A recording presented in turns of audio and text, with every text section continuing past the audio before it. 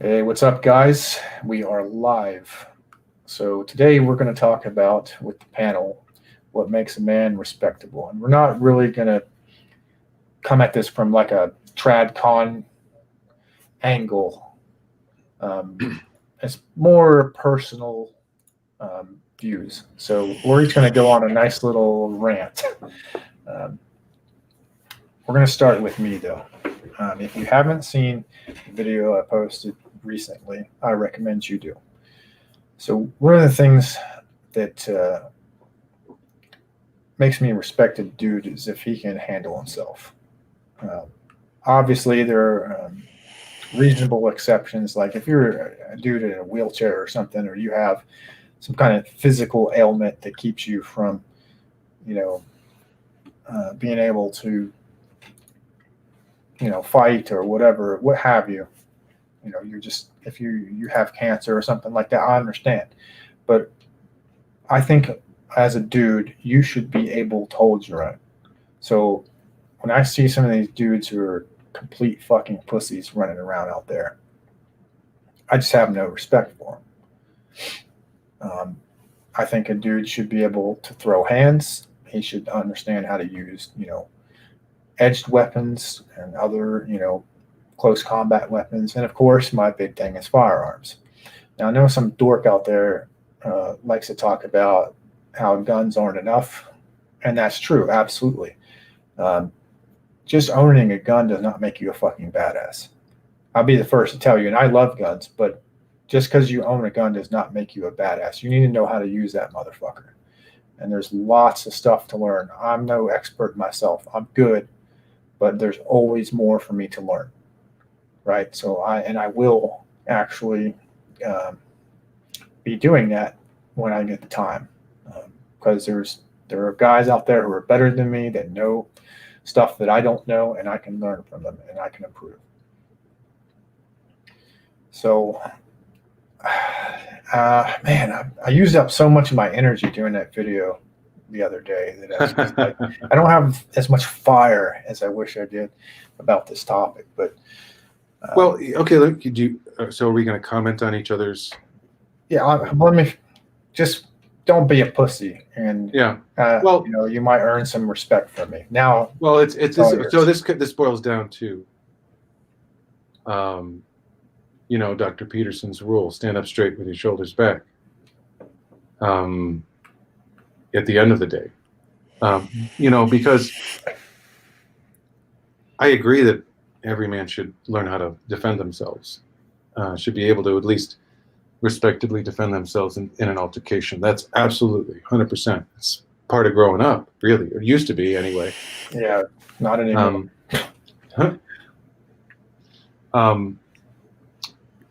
But that's not the point. The point isn't knowing. The point, to me, knowing how to fight is a side effect of having a backbone.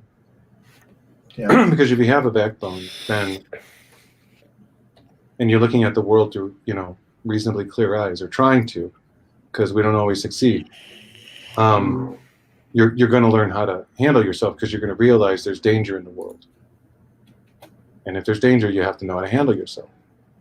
So I think for me, your point is more about character. We're talking about character, right? That's what this is about. What part of character that makes you worthy of respect, at least in our humble opinions. Mm-hmm. Basically, being able to stand up for yourself, and being willing to, and basically, it comes down to being able to say no and being able to back it up. Well, I think you should be capable, because, I don't want to roll out with dudes who are going to fucking run away if shit goes down. You and I were talking earlier on the phone, and I mentioned that, certain individuals remind me of people who, you go out with them and they stir up shit and run their mouth, and then they run behind like the biggest friend that they can find, and hide behind them. Well, throwing threats and, basically it's like the equivalent of throwing chaff at a missile coming at you, What's wrong with throwing chaff at a missile?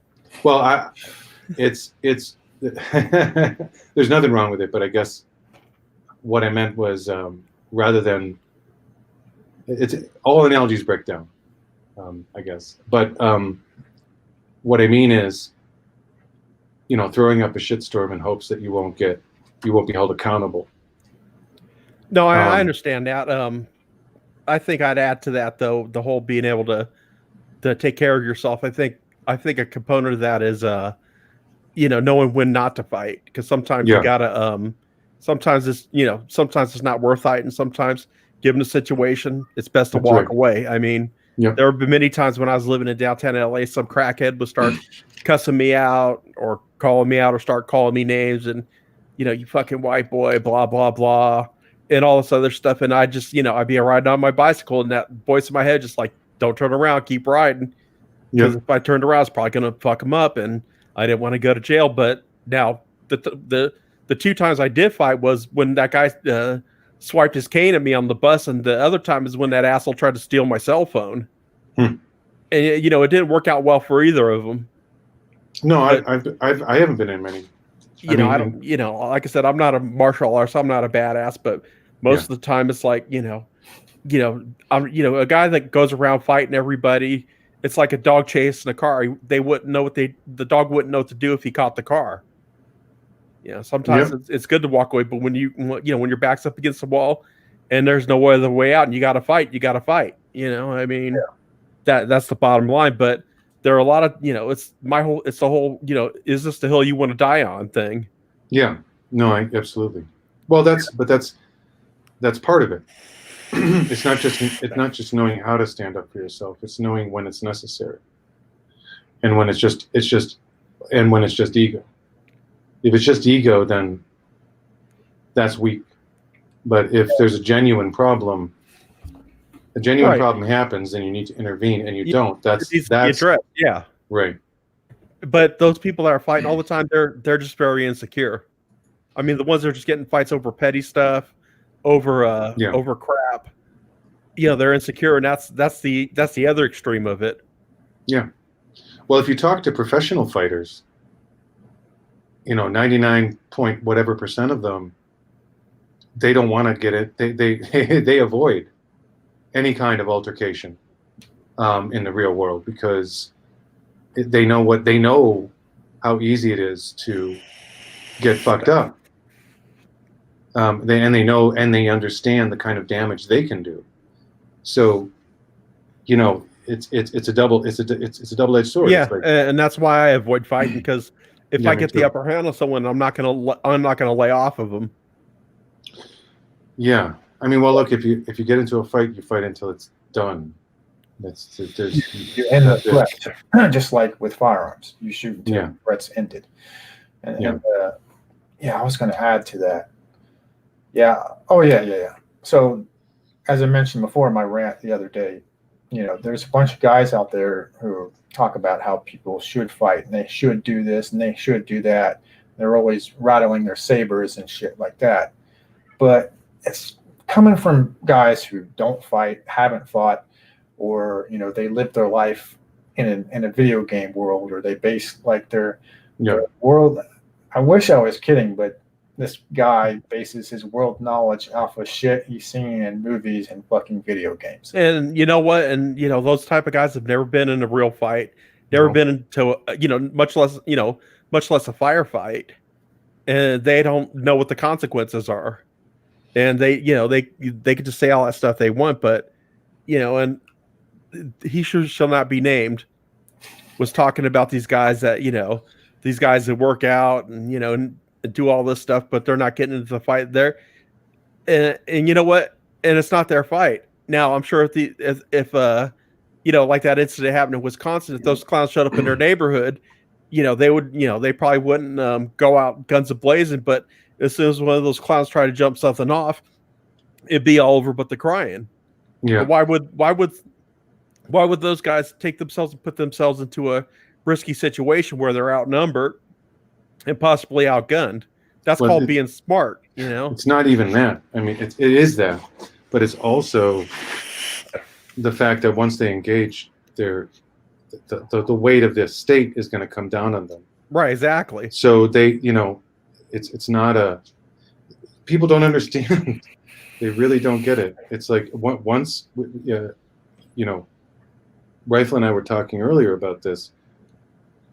Look, once the safety comes off, it's off, but it's not going to come off. There's going to be the hesitation to pull that safety off is going to be large, because once the safety comes off, you know, they've got death or life imprisonment hanging over their heads behind them if they don't win.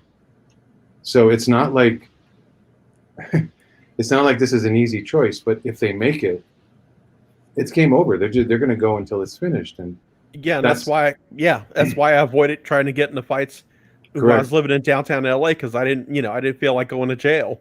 Yeah, no, myself as well. I almost went to jail once for a fight I was in a long time ago, and but I was lucky.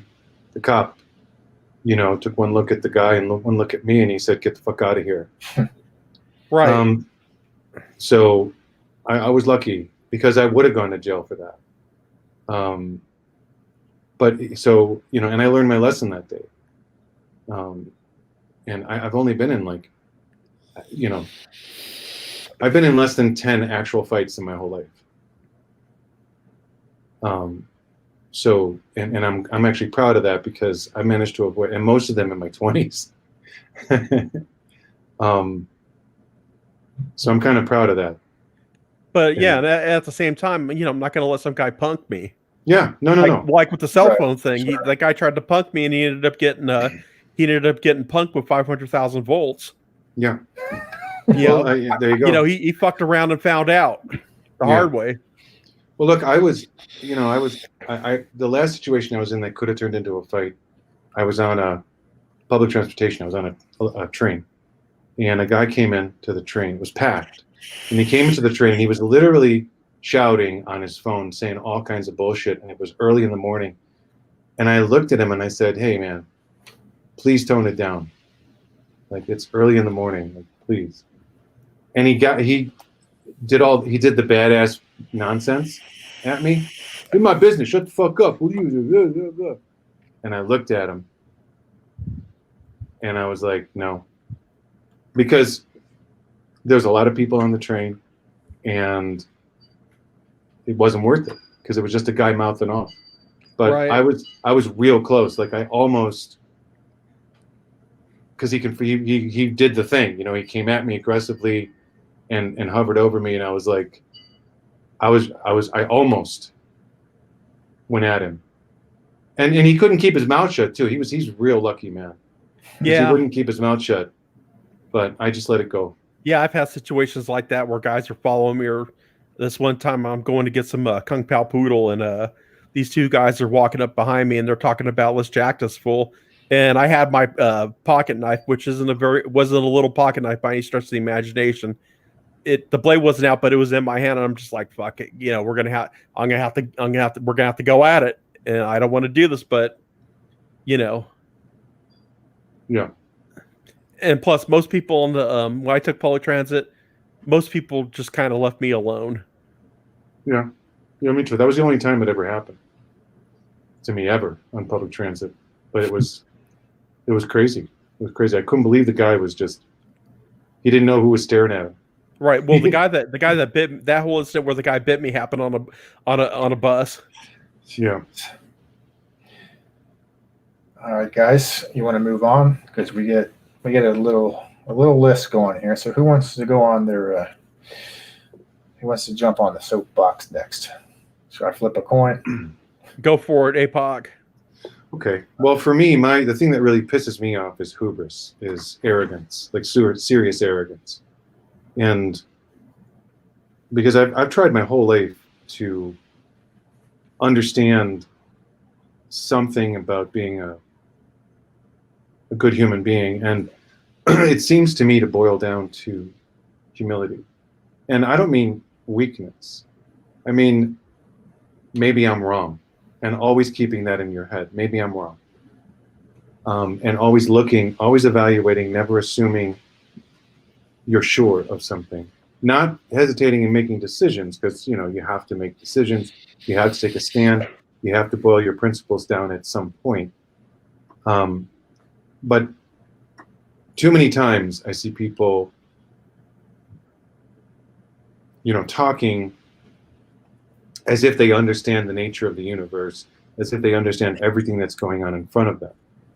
And on many occasions, I've basically, essentially dropped, pulled their pants down and showed them that they didn't know what they were talking about, because there's so many levels to understanding what's going on around you, physically, with people, with yourself. It's incredibly complex and difficult, and we're just kind of stumbling through life, really. So when I hear people who are sure of something, I'm absolutely sure that this is, well, that's when I say you're full of crap, because if you don't have any doubts, then you're dangerous. You're more dangerous than anyone else when you don't have any doubts. It's the person who has doubts and comes to a tentative conclusion and then backs that conclusion up with action. That's what humility is. It's not about indecision or weakness or not making up your mind. It's about always being open to being wrong about anything, about your worldview, about your religion, about anything, and correcting yourself the best you can when you are confronted with the evidence to the contrary. That's it. That's what pisses me off, is when people are just, this is the way it is, and here's this way, and this is this thing, and that's the way this is. And it's like never using provisional language, always this is it, as opposed to this looks like, or I believe. You know what I mean? That's what ticks me off. And to me, humility is a mark of respect in a man, because a man will always consider, when he's given the option, he'll always consider his decision. He'll weigh things in front of him based on everything he knows and everything he's taking in. He'll even do additional research if he's not sure. Like, I think maybe I don't know enough. Maybe I need to look into this a little more before I make up my mind. That's what humility is. It's the willingness to rest in, I don't know. I don't know, or I don't know yet. And that's okay. That's humility. And that's what I respect. I respect that. Because you can have a conversation with someone who's humble. They'll listen. They'll consider what you're saying seriously. So that's why I think humility is, in my view, it's the king of all virtues. Because from humility flows everything else. It flows from there, flows understanding, flows confidence, flows wisdom, and everything else. To me. What do you guys think? Anything to add, Grizz? Well, I'd start off by saying that not knowing is the beginning of wisdom. Mm-hmm. Thinking you know it, and know it for a fact, and then you get completely plopped on your ass, and you get humbled. And one of the axioms I've always liked hearing was, before you can have humility, you got to experience humiliation. Yeah, I've definitely been humiliated many times. And that's unfortunately for a lot of people, that's kind of like the cold shower of realization, and it's the beginning of humility, or the beginning of resentment. Well, it depends on how you look at it. It's all right. Perception. Right. But that's the difference. If you actually have humility, then when you're humiliated, you'll take stock. You'll say to yourself, what did I do wrong? What did I get wrong? As opposed to someone else who might be like, that was unfair. That was bullshit. I hate that. I hate that person. Yeah, that's that thing where you lose, or you're defeated by a superior opponent, and you learn from it. Yes. You say, okay, you beat me fair and square. I lost, but I also learned how to get better. Mm-hmm. And I should also point out real quick that this is about what we respect about people, or not exactly what grinds our gears, but it is like related. So what we're saying is basically, when someone doesn't have these qualities, we don't really respect them. And you might have some or all of these qualities. You know, like I said, you might not. You might be a guy who had his limbs blown off. I don't expect you to be a fucking badass after that. You know, I don't expect you to be able to go, back me up in a bar fight from your wheelchair. Okay, so I just want to point that out because I know, I think I've come to understand why Alpha Male Strategies does some of his little skits, where he makes a funny voice and he goes all hyperbolic about stuff he said, because people do actually take shit that you say and just turn it into the extreme. Like, he said this. Yeah, strategies, Alpha Male Strategies. But yeah, he has almost like a speech impediment when he says that. But APOC, go ahead. Sorry to interrupt you. No, that's fine. Yeah, I mean, that's the primary point. Is that knowing that knowing that you don't necessarily know, but also being okay with that. Trusting, like, it's about trusting yourself to be able to get through uncertainty.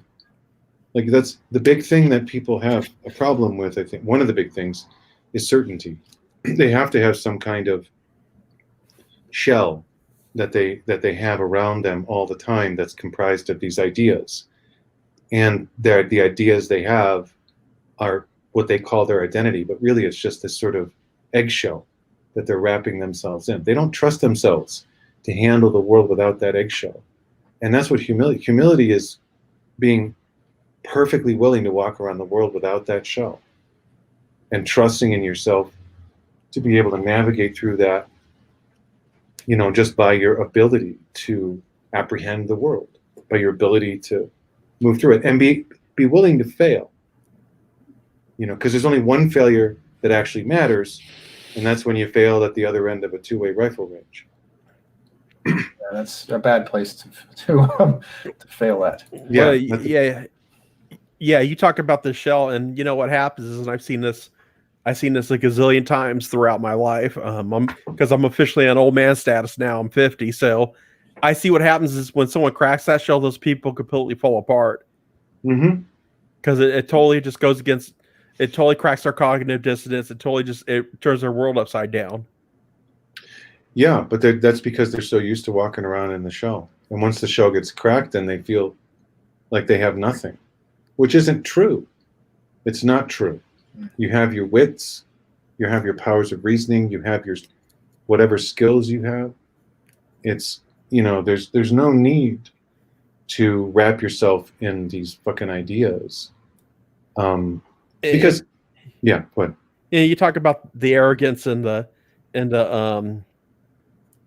pomposity of some of these people. Yeah. When I did IT work, a lot of these people are like, do this thing, and I'm just sitting there thinking to myself, this is gonna be a shit show. This is gonna be a shit show, but I'm just like, all right. And then, when it turns into a shit show, it's like, hey, I don't want to tell you I told you so, but I told you so, and you didn't listen. And I see it all the time. I mean, they think that some people think that they're infallible. Well, they think their ideas are the way the world works, right? And if their ideas are challenged, then that's actually someone trying to take advantage of them somehow. Well, I'd get a little bit more to humility about the thing, to the point of, these principles that we're supposed to have, they're not they're solid principles, but we don't do them perfectly. And and I'm gonna get to this, when my rant comes up, but when people kind of state like this rock solid principle and you can never violate it, that's impossible. And a person that has humility, or a man that has humility, knows that these things aren't going to be done perfectly, and sometimes even the quote unquote strongest of people fail, or they have shortcomings in their life, because we're human and thus infallible. We make mistakes. Yeah. Well, I mean, it's if we're just to briefly sort of dip into religion a little bit, this can be a real problem amongst the religious or the ideologues in general, obviously. But amongst the religious, it can be a real problem. And this is like there is this there is a weird confusion around why it is the Catholic Church did so well over the course of 1,000 years and is still around. And regardless of what you may think of the church, there are plenty of criticisms. But there's two things about the church that make it possible for it to live a long time. One of them is the concept of intercession, meaning the priest is the one that intercedes between you and God so that you can be forgiven for being imperfect, right? By the priest is the scapegoat, essentially, for everything. Priest is the one who's supposed to be, the guy who's taking it on the chin for everyone else. And then there's confession, where you go into a confessional and you speak, about all the bad things you did, and you get a penance, and all of that happens. And so those two things are the most brilliant inventions of a religion, because they enable you to psychologically distance yourself from your flaws and continue on, even if you don't know anything. Even if you're completely stupid and have no understanding of any of this, your instincts and your unconscious will be soothed by it.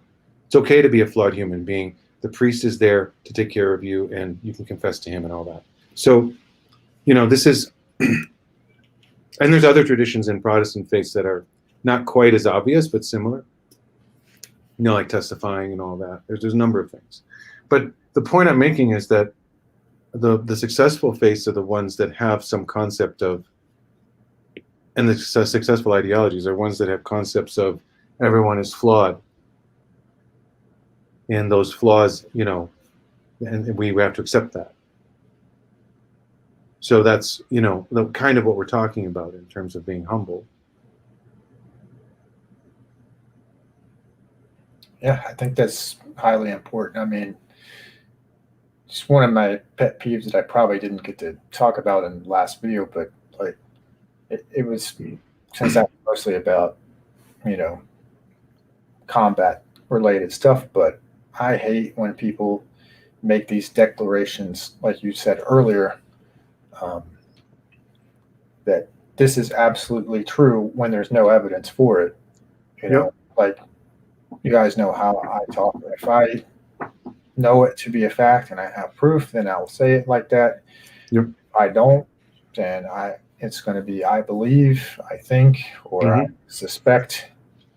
I can't stand that falsehood, and it probably comes from stuff from my past where people have, lied to me or whatever.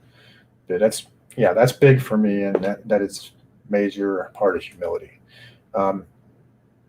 Real quick, one piece of housekeeping before we get to what I'm really looking forward to is the Grizzly rant. We're going to open up the panel here towards the end. Leave the best for last. Can come on and if you have something to add or comments, questions, if we feel like we left something out that you think makes the dude really respectable, then we're going to drop the StreamYard link in, and you can come on in and tell us what you think. With that being said, Grizzly, you wanted to talk about, what was it, work ethic and consistency? Something. Yes, and well, first off, like work ethic, and when I say work ethic, I'm not meaning someone that literally works so hard they work themselves into a heart attack or to an early grave, but being consistent, doing your job. And one of the things that really pisses me off the most when it comes to that area is when people talk about how hard they work, and then when you see them actually at work or doing work, they're lazy as fuck, and they spend more time talking about how hard they work than actually doing the work, and just quietly plodding along doing what they have to do.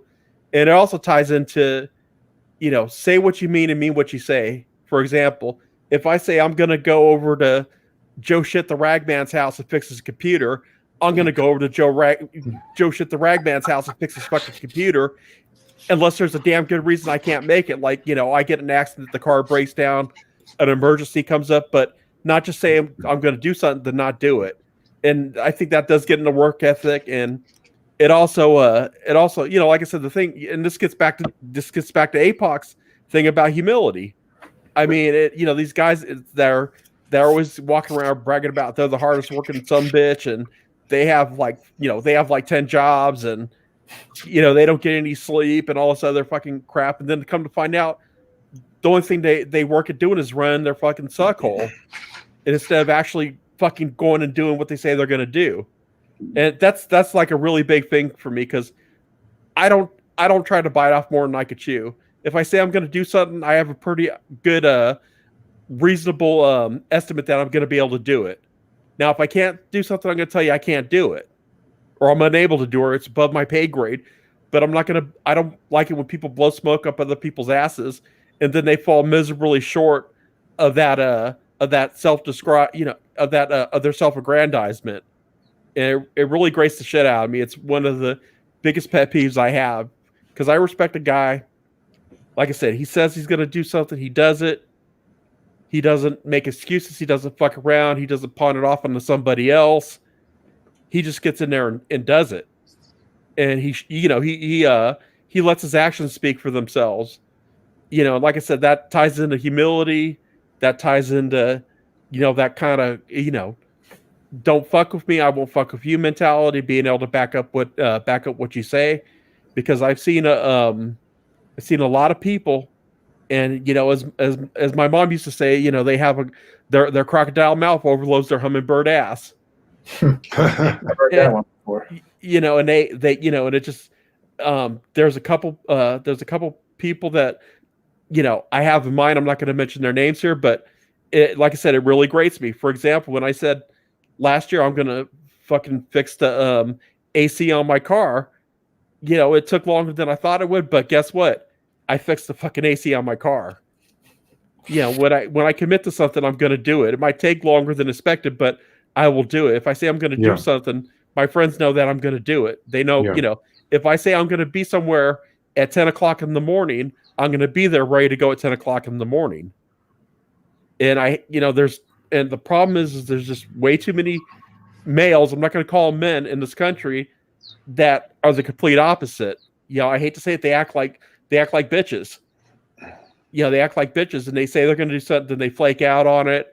They make a bunch of bullshit excuses why they couldn't do it, and it just gets old. I mean, don't come around me banging your chest like you're this Superman. Then you turn out to be just kind of like some fucking milquetoast milksop, liquidy spine guy.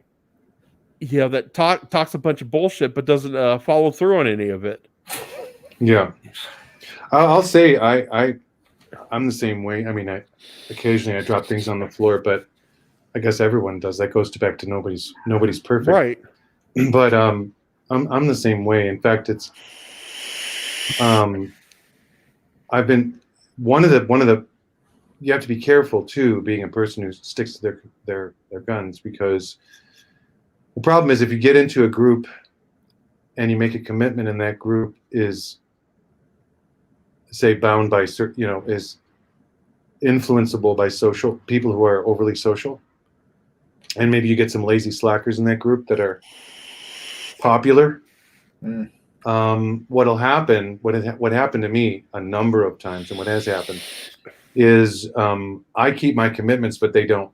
So what happens is I have to take up all of their slack. Yeah. And then when I try to go to the group to say, hey, these people fucked up, suddenly you're the bad guy.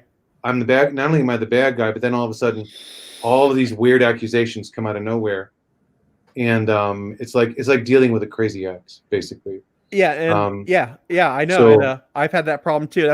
That's why I absolutely hate the fucking concept of teamwork in a corporate setting. The only two places where teamwork works is in the military and on a sports team. And in the military, because you know what, if you don't work together as a team, your ass is grass. Yeah. I mean, I'm not just talking about getting chewed out by the boss, but I'm talking about injury, death, stuff like that. Because like I said, I didn't serve in combat. I'm not a badass, but I did work on the flight deck of an aircraft carrier, which is the third most dangerous place in the world. And if you didn't work together and you didn't carry your own weight, it's gonna be a bad day, not just for you, but for everybody else involved. Yeah. But in the corporate setting, and you're right, because I've had this experience too. where you have 5 people on the team and 2 people are doing all the heavy lifting while the other 3 are just fucking off and dicking the dog. Mm-hmm. That's why you have to have strong leadership that's willing to call those people out. Yeah, but when you don't have strong leadership, and I know we're kind of spiraling off, but when you have so-called leaders, or as they call them now, managers, because they just manage, they don't actually lead. Wouldn't it be everybody's fucking pal instead of cracking the whip and making everybody pull their weight? That's where you get into the problems. Mm-hmm. And I agree with you about the whole sticking, doing, because it's like the 2 people in the group are doing like the rest of the work while the other 3 are fucking off. My last IT job on the East Coast, I had that same problem because we had and I'm gonna, like I said, trigger warning. I'm gonna get graphic and mean and nasty, but there's this one bitch on our quote team, and the bitch had a computer science degree, but she couldn't format a fucking hard drive. And honestly, I want to slap her. I want to slap her computer science professors. And instead, we were willing to show her how to do this stuff, but what she did instead was she went into the office where the managers were at, or the project leads were at, and she sat there, and because she was somewhat attractive, and she flirted with them all day and fucked off and didn't do any of their work. One person left and asked for another gig, and it was just me and this other guy, and we were doing the work of like 2 other people, while this bitch was sitting in there just bullshitting with the project managers all day, and she didn't do shit. I ended up getting fired from that job. Well, in my case, I had a similar situation. Although she wasn't a young woman, she was an older woman, but she was very mothering. So she came on board. She seemed to know what she was doing, but once she was firmly ensconced, she didn't want to take responsibility. And I was the principal engineer on that team, so the buck stopped with me. So I had to keep cleaning up behind her messes, and I kept a record of it, and I kept talking to the CIO about it. And essentially what it came down to is they couldn't let her go because she was a woman. So they had to have a lot of evidence, and she had to fuck up real bad, is what it came down to. So it took a year for me to get rid of her. Because I was gold plated. Like I was the first systems infrastructure guy that was hired by this company that actually pulled their asses out of the fire. So they weren't going to fire me as long as I didn't piss on the CEO's desk, Right. So, or did anything really crazy. So during that year, she tried all kinds of social maneuvers to fuck with me. She tried a bunch of weird shit, poisoning the well and doing all kinds of things like that. At first, she tried ingratiating herself to me, and for the first few months, and I thanked her, but I said I told her I don't have personal relationships with people that I work with, generally. Yeah, you don't need where you shit. I don't. Yeah. And so I thanked her, but I was like, it's inappropriate. Like, I appreciate it, but no, thank you. She was like wanting to give me gifts and stuff. Because this is typical female behavior, and just to jump ahead a little bit, this is why I get extremely pissed off when I see males doing this shit, because I expect females to be females, but when I see a male, especially when they're talking about how they're Captain Work Ethic, I'm Captain Work Ethic. And they start, but then they start acting like backstabbing, little bitches, and I feel a sense of disgust. Now, on the other end of that, when I see men, actually practicing these values and showing your work, as like the kids like to say, I have a great deal of respect for that, because I know that guy, if I'm working with him or whatever situation is, I know he's going to have my back, and I know I don't have to worry about following up with him, and I can focus on what I'm supposed to be doing. Yeah. I mean, in my case, at the gig I was at, I was doing it for the first 8 months. I was doing 80-hour weeks routinely. So I mean, it's like, yeah, essentially, it's put up or shut up.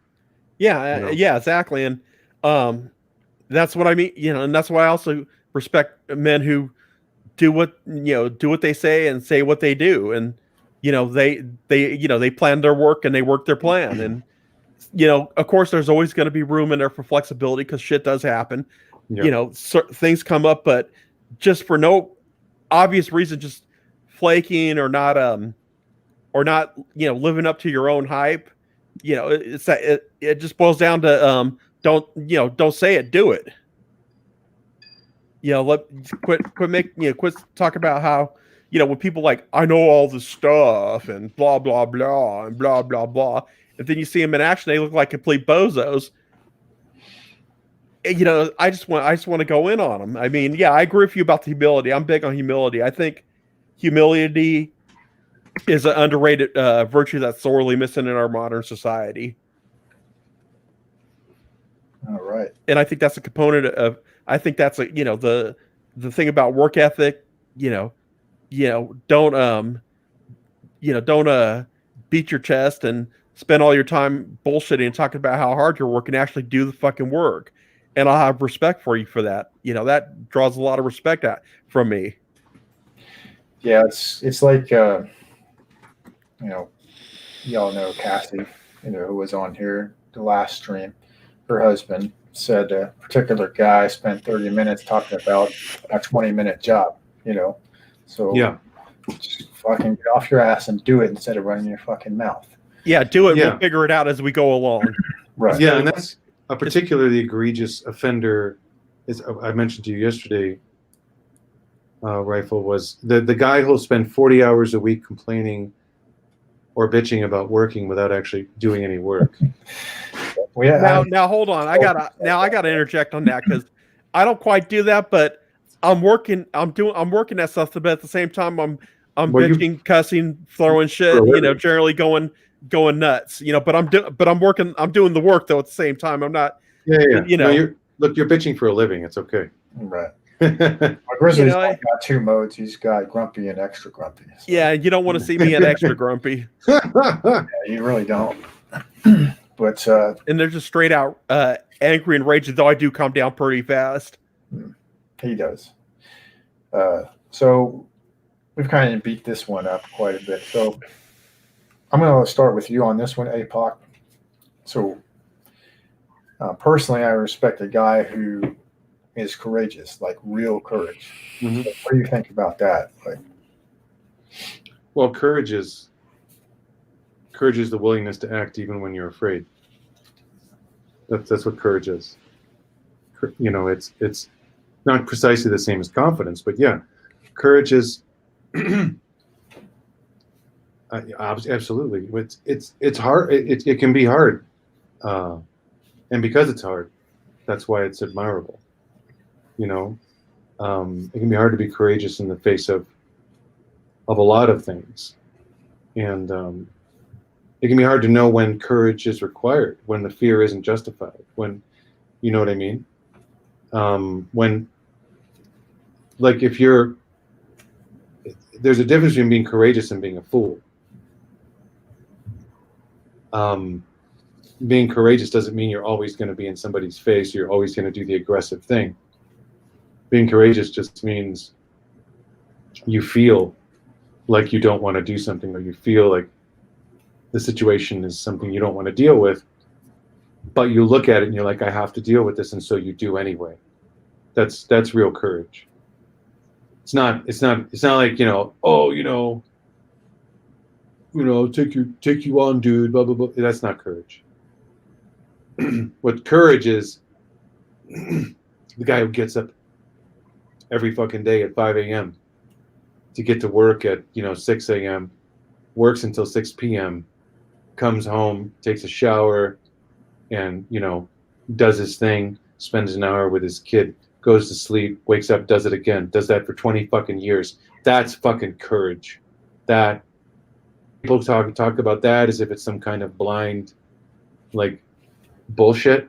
No, because every single day that guy wakes up, he doesn't want to go. He doesn't want to do this shit, but he does anyway. Goes in the coal mine, or he works on the power lines, or he goes on the front line, and he does what he needs to do because he's doing it for a reason. That's courage. And whether it's for your family or for your country or for principles or whatever, It's doing what you don't want to do, but you have to do. To me, that's what courage is, and that's admirable. Well, That was courageous. My dad was like that. Yeah, here's what I want to bring up is one thing that when I see a man, I have respect for is a man that walks through adversity and just doesn't roll over and die. Mm-hmm. Yeah. I mean, that gets a lot of respect for me, because there's a lot of people when they're faced with something challenging or a bump in the road, they just roll over. Yeah. They just roll over and die instead of trying to get over it, get around it, or get past it. Yep. Well, and courage takes a lot of forms. Like, what if you are suffering from actual depression or some kind of powerful existential crisis or something? Ignoring it isn't courageous unless you have something that's survival based that you have to deal with. Right. Yeah. Been there, done that. Got the T-shirt. Right? Yeah. You understand. Like, you have to. Sometimes being courageous is having the courage to take care of yourself, because we're so often guys who are humble and confident and commit and are not commitment phobic. Guys tend to not think of themselves first. And as we say, put the oxygen mask over your own face before you help your passenger. And yet also add to that too, I think a component of that of humility and respectability is knowing and being able to ask for help when you need it. Yeah, that's hard too. It's hard for it's very hard. That's a very hard pill for me to swallow. Oh my God, it's so hard to ask for help. Yeah, because because you get messed over, you get fucked over. If you ask for help from the wrong person, and they end up just telling you you're a piece of shit, that can make things worse. Well, me, it's a personal thing. I just don't like to be a burden on other people. Right. That's I think we're all in agreement with that. But sometimes, in some situations, you got to ask for some help, because my dad was like, a man never asked for help and blah blah blah, and I agree on to a certain point, but no man's an island. Yeah. No, I was just going to say that no man is an island. But the opposite side of that, being a complete helpless baby, is disgusting. Yeah. Not willing to learn anything for yourself, because the guy that tries to do for himself and learn on his own, and that gets a lot of respect out of me. That's a big deal with me, is because nowadays this is not like it's back in the day where libraries were these institutions where only a few people were allowed to go into and get knowledge. You could just turn on the computer, because high-speed internet access is a ubiquitous item in most American homes, and you could get on the internet, and you could, if you need to figure something out, you could most likely find a video. I mean, I'm fixing my bike right now, and there's been some frustrations, but no one's holding my fucking hand, and I'm watching videos and reading up and trying to to do the best I can to figure it out on my own, instead of being helpless babies like, I can't ride my bike because no one's there to tune it up for me, or no one's there to show me. No, poverty is the mother of learning. Well, look, I had an experience with that not too long ago, where I installed an outdoor electrical outlet for a 30 amp RV service, and I hooked it up to the power panel and everything. And I know I've worked with electrical work, but I'd never done that before. So I looked it up, and there was an instructional video from a master electrician, and he explained how to do it. And I was like, oh, it wasn't complicated, but I did exactly like he said to do it, and did it very carefully, and came out fantastic. I sent this guy photos of the work, and I said, hey, before I turned it on, and I said, hey, how does this look to you? And a day later, he sent me an email that said, couldn't have done it better myself. So, it's you just have to be willing to get out there and learn. Yeah, and like I said, I'm gonna, maybe it'll take like 2 years to do, but I'm building a bicycle up from scratch. Oh, that's cool. I already bought some frames today, so I'm gonna, Oh, I thought you were gonna like weld a frame together or something. no, not like I don't have the facilities for that or the welder. Oh, But okay. no, I got some frames and I'm gonna clean them up. The only challenge is finding a place to where I could paint them without screwing up without screwing up the decor or getting gassed out from the paint fumes. Which actually, when I was in the Navy, we were supposed to paint the space, and we were painting it, not with paintbrushes, but with sprayers, Oh and God. we weren't wearing any respirators. Oh man. And let's put it this way, we got a little high doing Little it. giddy. Little Yeah, giddy. yeah. Talk about some industrial huffing. Yeah. But I was 19 and I didn't care. Well, Now, I remember hanging over the side of a ship and getting fucking. Oh my God. Yeah. Not good. I'm glad I didn't get some kind of poisoning from what I was doing. Yeah, exactly. All right, so I'm going to briefly go through this next one. A guy who's adaptable and competent, is worthy of respect, in my opinion. Like you mentioned before, I think Grizzly mentioned it, when shit happens and the guy doesn't fall apart, they're able to adapt to the situation. Yeah. I'll field this one. Improvise, adapt, and overcome. Is like one of the guiding principles of my life. Yeah. I found out about that little slogan. I'm walking around the ship one day, and I walked by this machine shop, and on the door it said, "Improvise, adapt, and overcome." Yeah, Marine. Yeah. But I think it's a general military principle. That's a Marine Corps thing, but yeah, it's pretty much the standard. I actually that's one thing where I sometimes have trouble because I'm on the spectrum. So sometimes I get overwhelmed, and I have to simplify whatever it is I'm doing in order to get through it. But that's still adapting. All right, I'm going to go ahead.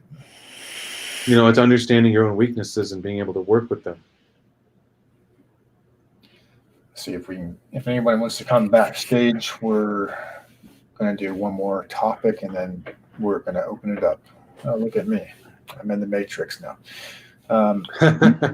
You're a ghost in the Matrix. I am a Matrix ghost. All right, the last one. This is more common because you and I, APOC, talked about this before. With older guys, you at least got to be, late 20s or your early 30s to kind of start getting into this one. But a dude who can display wisdom or has wisdom. Whichever one of you guys wants to start. It looks like Grizzly's muted, so yeah, I unmuted myself. I was just the way they rigged up the fiber modem is they have the modem velcroed to the wireless router, and the velcro's coming off. So I try to go up there and resecure it. So are you a purple pill power bottom now, Wolf? Matrix ghost. No, never been. Because you're in the Matrix. But it's trying to take me, dudes. Yeah, it's because you're sitting forward. It's confused about I lean back too, and I've been just trying to move around, put my hands in front of it. Oh, it's wow. Okay, yeah, well, it does this sometimes. I just turn it off. Although that's kind of cool looking. There we go. Anyway, well, the thing about wisdom is you don't know what it is until you have it. And I mean I can attest to that. Because I remember a lot of the things that I did and said and thought when I was young and younger, and now that I'm older and have been through a few things, I'm starting to understand what the word wisdom means. And it's encapsulated by the idea as knowing that you don't know, but that doesn't mean anything to someone who has never developed it. Like you can't really be wise until you're humble, and then over time you develop a sense of Wisdom, I think, I would say wisdom is kind of like having a divining rod for bullshit.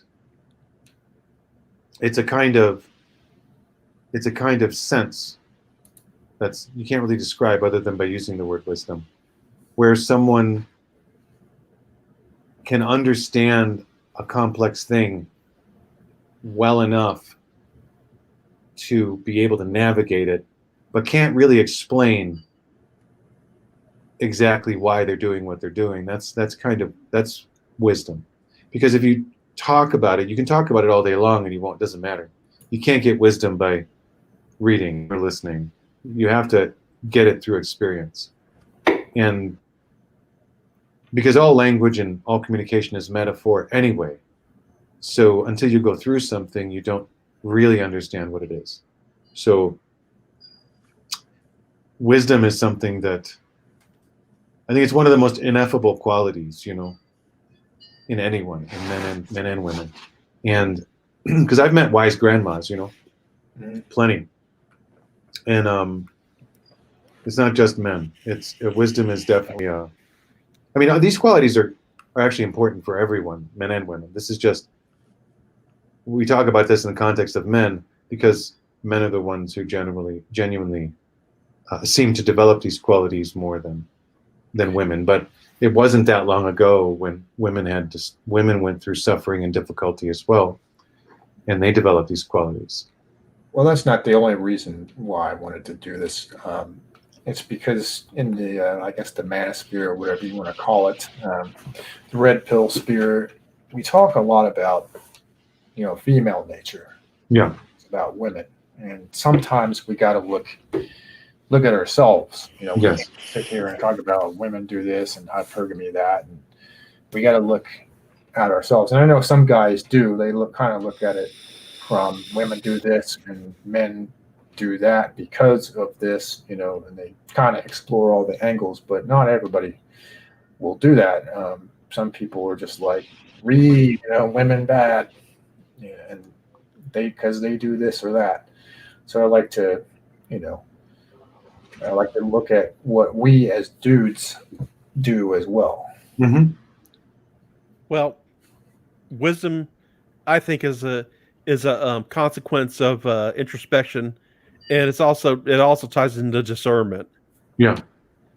We've talked about this before. You can learn to do something and you can mimic it, but until you've actually internalized it, and you've chewed it over, inside your head, and you've contemplated and meditated on it, it doesn't. You're just going through the motions. And I think like wisdom, and I'll come from a technician / mechanics perspective. Wisdom is, what I call, wise person is what I call someone an old hand. Mm-hmm. Well, it's when you hear wisdom, you know what it is. It's like, what's the difference between a master and a journeyman is that the master has failed more times than the journeyman has attempted. Right. And and see, the thing is, the problem is in our society is that we're also losing wisdom because, I got to bring it up. You got a lot of these boomers that are older than all of us here, and they seem to lack any sort of what we would call wisdom or discernment, and it's a pretty sad thing to see. Yeah, it's interesting. It is certainly, like, those are the ones that stick out for sure. Wisdom is learning from your mistakes, and once again, getting back to humility is having the perception that you're not always going to be right. And being able to admit to yourself that it was your mistake, it was your responsibility. You could have done something better. And wisdom is also taking the proper lessons from the mistakes you've made. Yeah, you got to know how to take that L. You can't win. Learning from that mistake. Because they always say that there's two ways to learn is from other people's mistakes and your own mistakes. But honestly, on some things, the only way you can learn is from your own mistakes. Somebody in the chat said, I find it difficult to learn from wise people who can't teach. clarify. Well, I think I No, understand. I'm asking. I mean, Real some names people not aren't- given. Some people aren't good teachers, though. I mean, yeah, you have a point. Some people don't know how to teach very well. They have Yeah. knowledge, but they don't know how to transfer that knowledge to someone else. Wait a minute. So teaching someone with a having a stun gun and zapping them every time they screw up is not proper teaching techniques. Might be a little extreme. Or whacking them with a bamboo stick. You know what? That'll learn them. that worked. Hey, it worked. It worked for the kendo masters. So. Yeah, Yep. someone mentioned karate stuff earlier. I wonder if that's the real Aaron Clary. I think it's probably a sock puppet. But Yeah. But Yeah. no, but wisdom is a consequence of living life, taking the proper lessons from the mistakes you made. Yes. Also learning from other people's mistakes, but it's just one of those things. We're not born wise. No, wisdom is developed through suffering and difficulty and failure. That's what it is, right? Wisdom is learning from failure and from success. And it's being able to recognize the two. And also being able and knowing hey, I should listen to this person. They know what they're talking about. They're making sense. Mhm. As opposed to someone that's a gaslighting gas bag, Mhm. who has no wisdom but just blathers and bloviates about stuff. Yeah, there's a big difference between there's an enormous difference between someone who's a good communicator but is a fool and a person who is wise but isn't a good communicator. It's important to know the difference. Yeah, well, what you called someone that's a good communicator but lacks wisdom, that's called a bullshit artist. Yeah, precisely. But a lot of people get taken in by bullshit artists all the time. Well, it's easy to lead sheep. I certainly have. I mean, it's not. I know. I have. We all have. I'm not exempting myself from that. So, and that taught me something. Taught me something really important. Which is hard to communicate. It taught me about wariness. And it also taught me a little more about risk. So, it's you can't transfer these lessons. I can't just say, well, this is what I learned. I can say it, but how do I even transfer that? All you can do is tell the story. And it's one of the reasons why we have fables and parables and mythology, because those things are an attempt to distill wisdom into narrative so that people can read the story and learn from the story rather than having to go through it themselves. Like Grimm's fairy tales. Yeah. The original Grimm's fairy tales always end with the kid dying, pretty much. Yeah, the original ones did. Yeah. Yes. And and but the sad thing is, we have all this wealth of knowledge and parables and stuff, and yet people still don't learn. Well, there's a bizarre of, because we become more and more shielded from what's the word I'm looking for? I want to say destitution, but basically like our basic needs. Yeah, you're saying we have it too easy. Abundance. We have so much abundance in terms of our basic needs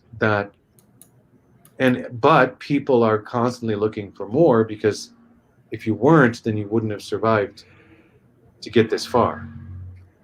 So, because up until very recently, 99% of everyone struggled their asses off, right, in order to survive, and then their whole lives. Yeah, then they wanted their children not to struggle, but in that act of kindness, they ended up spoiling them. And once again, I'm going to bring up the baby boomers. Yeah, they were raised by the greatest generation, and the greatest generation went through the hell of the Great Depression. In World War II, and they didn't want their kids to go through the same thing. So, in essence, they kind of spoiled them, and now that's why you see these boomers out there. They're these self-entitled, basically a lot of them are self-entitled monsters. And I got onto this. I left a comment on a video, and one of the things I brought up was the fact that we live in a disposable culture. We dispose of things, we dispose of people like it's nothing because we just take it for granted that's always going to be there, and that we can always just get another one instead of trying to fix what we have and keep what we have, and not just chuck stuff away and be a little more. I don't know. I guess I hate to use the word because the tree huggers that beat the shit out of is be a little more sustainable, not just in when it comes to stuff, but when it comes to people with when it comes to friendships and stuff like that. That's real sustainability. But yeah, because I was watching a video and there was two content providers. They both they take these old like really beat up bicycles, and they clean up the frame and they put new components on it. And in America, the whole attitude is well, just it's just cheaper to get a new one, and that kind of that's something that really grinds my gears. But it's the mentality, because we've been the last couple of generations have been brought up on being able to just get crap from China and not actually preserve anything or maintain anything or refurbish anything. Yeah, well, I mean, it's I see what you're saying. There's definitely a sense of disposable culture. I mean, and it just doesn't get the disposing stuff. To me, and from what I've seen, it runs a lot deeper. Yeah. Well, I was lucky. I was raised by the generation previous. Yeah, to the greatest generation. Well, my dad was a World War II vet, but he was kind of an extreme asshole. But that generation, though, they tried to keep stuff for as long as possible, and if it was able to be fixed, they would fix it. Yep. Yeah, my father was the same way, and I was raised by someone who was born in the 20s. Both of my parents were born in the 20s, so they got me when they were 40. Yeah, my dad spawned me when he was 46. Yeah. So I can say that and my dad was working class.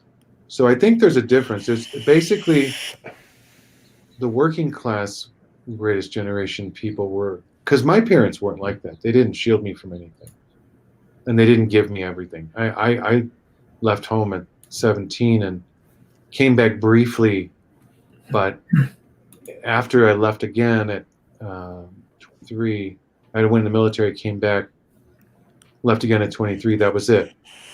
And I never asked them for money. Like they helped me through a rough patch, and that was that. And I left again. So it's like it wasn't like they were. They didn't shield me from anything, is my point, and they didn't spend all their money on me or whatever. Right. They made sure that I was taking care of myself, if necessary, by giving me nothing and forcing me to do it on my own. And well, that's not to be braggadocious, but I think that's kind of the essence of Generation X, because when if you want to do something as a kid, you either had to figure it out, or if you have the materials, you built it. Yeah. I mean, we were raised with a strong sense of independence. We didn't have helicopter parents hovering around us. We went out and did our thing, and when we wanted something, generally, if we couldn't make it, we just did without it. Yeah, that's true. That is true. That sounds like my childhood. I mean, I got new clothes like once or twice a year at most. I got new clothes once a year, right before school started. Yep. Yeah, me too. And I might get a pair of pants or something for Christmas or my birthday. Not even that, but I know I was going to trigger some people with that, but not to toot my own horn, but Generation X is severely underrated. Oh yeah. Well, it's I mean, it's interesting that it's the forgotten generation. When Gen X is the generation that created the internet. Yes, you're welcome. You're welcome. Yeah, I had a small role to play in that, but we're the ones that made the internet a ubiquitous thing in American homes. Yeah. Gen X built it. Thank you. Millennials didn't. Millennials didn't fucking build it. We built it. We did the hard work. We built the infrastructure. We built all the initial websites. We built out all the capabilities. And in the early 90s, we did that when the Yeah. defense industry was cutting back and all those boomer defense people were taking the entry-level IT jobs. Yeah, that's true. Yeah, I mean, thanks, Bill Clinton.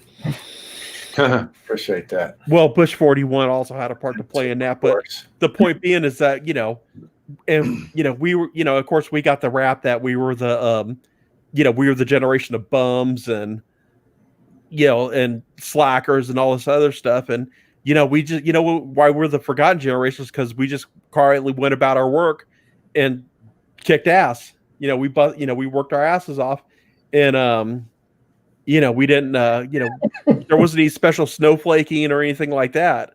We've kicked off a generation war here, boys. Gen X is responsible for the music and culture that came out of the 80s. Yep. So the punk scene, the goth scene, the rave scene, all of those scenes, and the creation of all of those genres, Gen X did that. And more. I mean, even into the 90s, we were doing it. So it's just, but we're forgotten, quote unquote, because we didn't cause any problems. We just went about our business. We did the opposite. We created all these new things. We created all the culture that everyone else enjoyed. We were the energy behind it. And so they call us club kids or whatever. Like, there's all these names, but nobody ever says Generation X anymore. Because Generation X kicked ass. No, I'm vaping, plumber. Generation X kicked absolute ass as far as I'm concerned. And because we made it through the Cold War, we built the internet, we built all the culture and music that we supported that came out of the 80s. We did that. Oh yeah. 80s and 90s. We did that. Yeah, and and you know what? And we did it, but we also did it against the odds. Mm-hmm. Yeah, uphill battle the whole time. I mean, because like I said, when I was a kid, when me and my sister got bored, our friends, we'd walk up to the one of the main drags, and this is before they started locking buildings, and we'd go up to 2 or 3 story apartments and jump between the roofs. Mm-hmm. Yeah. We were like those memes where you have the kid all scraped up, and that was us. But I can't totally dog on the millennials, because a lot of their influence came from the boomers. Not all millennials are creative. No, of course not. I would never say that, but no, not all are equal. I have a problem. The only people I have a problem with are the younger millennials generally, but mostly the fucking boomers. Everybody else I'm cool with. Older millennials I get along very well with. Gen Xers I get along very well with. So it's goddamn boomers. My parents. Well, by the way. Yeah, boomers are gonna boom, man. Boomers didn't give their kids shit. Most boomers didn't give their kids shit. Well, the boomers actually did kind of spoil their kids, I think. Not my parents. Some did. My parents were too wrapped up in what they were doing. I mean, they. Well, that was the essence of the boomer generation. It was the me generation. Let's not get it twisted. I mean, they put clothes on my back, roof over my head, and food on the table. And, Yeah. Everything like that. But they were very. You guys mentioned helicopter parents. My parents were the exact opposite. They were very hands off, which in a lot of ways I'm actually kind of appreciative of. It allowed me to learn a lot. Well, and see the problem with a lot of these boomers is they were the me generation. They're just totally all about themselves. Very very selfish, very self-centered. Yeah, my biggest issue with the boomers, I get that, and that kind of is annoying. But my biggest issue is their lack of adaptability. That is like the biggest thing. Like these, despite everything that's happening in the world today, they still sit down in front of their fucking TV and think that the man on the TV who's on the nightly news show is telling them the goddamn truth. Oh, That's what pisses me off. you know what pisses me off about boomers is, and this is just a theory of mine, and maybe APOC can confirm it, but every generation before Generation X gets their ass kicked on the computer with few exceptions. Oh, okay. See, Bruce, you've been making some references tonight, man. Because I did IT support in the 90s, and you had your boomers in the office, and they didn't look at it as a tool that that would like help them with their job. They looked at it as a burden, and for some reason they couldn't fucking figure it out. When I was a kid, I didn't grow up with a computer. The first computer I got was a Texas Instruments Trash 84. Yeah. I mean, if you have the voice modulator, and the voice synthesizer and a modem, you were good to go. And if you had the peripheral box, you were a stud. I mean, I didn't grow up with a computer in front of me, but I learned how to fix them, and I got pretty damn good at it. But I swear to God, every generation before Gen X, man, the computer is like, how do I make the magic box work? Yeah, you're not wrong. It's basically, and before that it was, they couldn't program their VHS or their DVD player, or whatever. They couldn't. They couldn't set the clock on the damn on the video on the video on the DVD player or the video player. Yeah. It would always be flashing noon. I mean, it's just like, but it's like even nowadays, the most simple computer task like scares them and kicks their ass. Well, and it's just like, wait a minute, it's 2020. You can't use Windows 10 with the little icons and clicky things because I hate to pull this one, but when I was your age, we didn't have a lot of stuff. We had a DOS prompt, and if you were lucky, you had a program that lets you do a drop down menu where you like scroll through the things and the like really like bad graphics and stuff like that. I mean, the first network operating system I learned on was NetWare, and that was the one with like 10 billion floppy disks. Sure. And God forbid if you scratch one of them because you were SOL. But I mean, you can't use a Windows machine, and I suggested to one person, and we'll call them a borderline boomer, that they get a Mac. Yeah, because Macs are basically the buildo blocks of computing. Like when the little, like when you get a little, you don't get the little babies and toddlers, the regular Legos, you give them the big blocks so they don't swallow them, and that they're easy to handle. And the Mac is in essence, the Legos for boomers. But it's just it's just a lack of not, what Will said about their lack of adaptability. They're afraid to try new things, like, for example, I'm not the best video editor in the world, not even close, but I know enough to put together a basic video and do some things. But learn that for a boomer to learn that kicks their ass. And it's really not that hard. It's because they don't want to. I can say there are some boomers that I know that I've met that are the opposite of that are willing to learn, but it's not, generally speaking, you're right. It's definitely a weird cultural thing where I think they kind of fossilized in the late 60s and in the 70s, and just stopped after that. Like they thought they knew everything they needed to know. And we changed the world, and blah, blah, blah, and now we're done. And it's like, yeah, they changed the world for the worse. I agree with you. Yeah. I mean, as a generation, they did. Yeah. I mean, but, like I said, we like ragging on millennials for being snowflakes and all that, but they know how to get around a computer, and they know how to use the applications better than I can in some instances. Yes. But yeah, another category of people that the computer kicks their ass are liberal arts majors. I mean, I swear to God, I had an English professor that humanities majors. Yeah, basically your English professors and stuff like that, and using a PC kicked her ass, and she wasn't that much older than I was.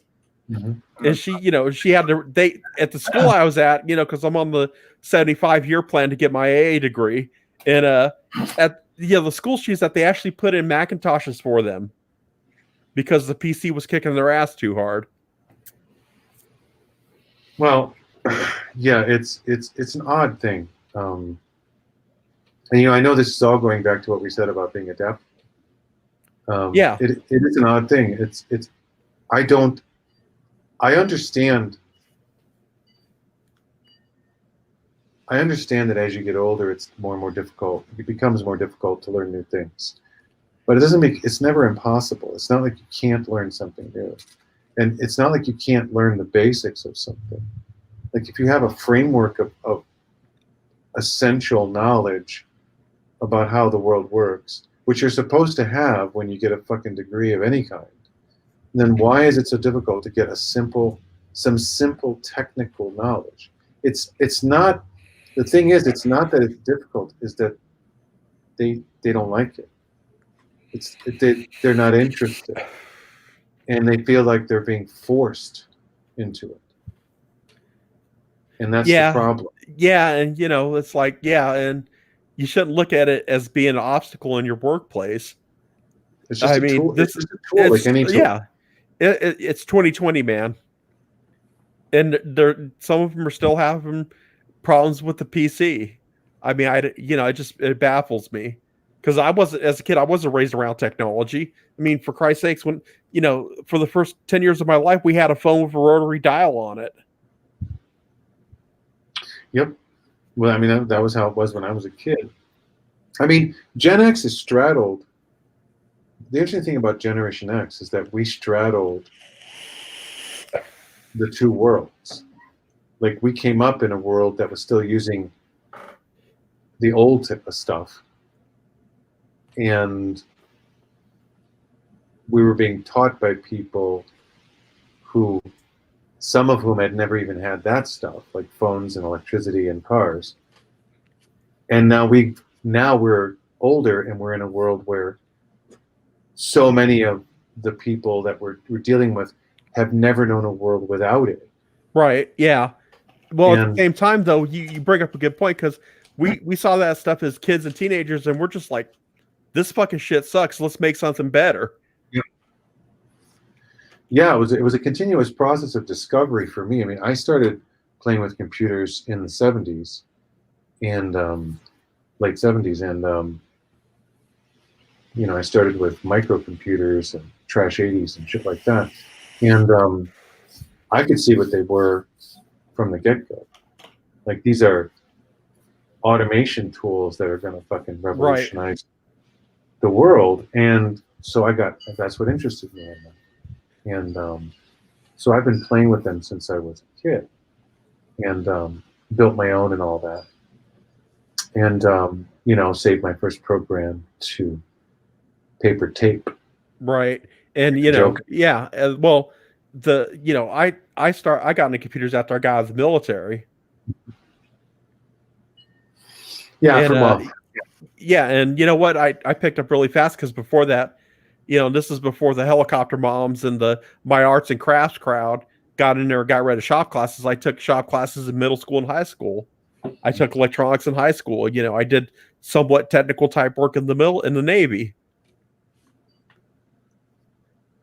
Yeah. I mean, look, going back to the adaptability thing, it's like, so we were adaptable. So we saw this thing, this hard thing, but we saw it as an opportunity, not as a burden. And and that goes back to what we were talking about with discernment.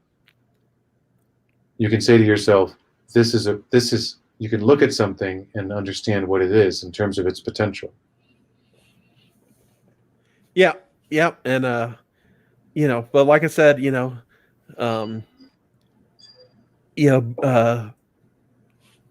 X is, we may be this, the forgotten generation, but, we've done a lot of stuff to make make things a little bit easier in the world.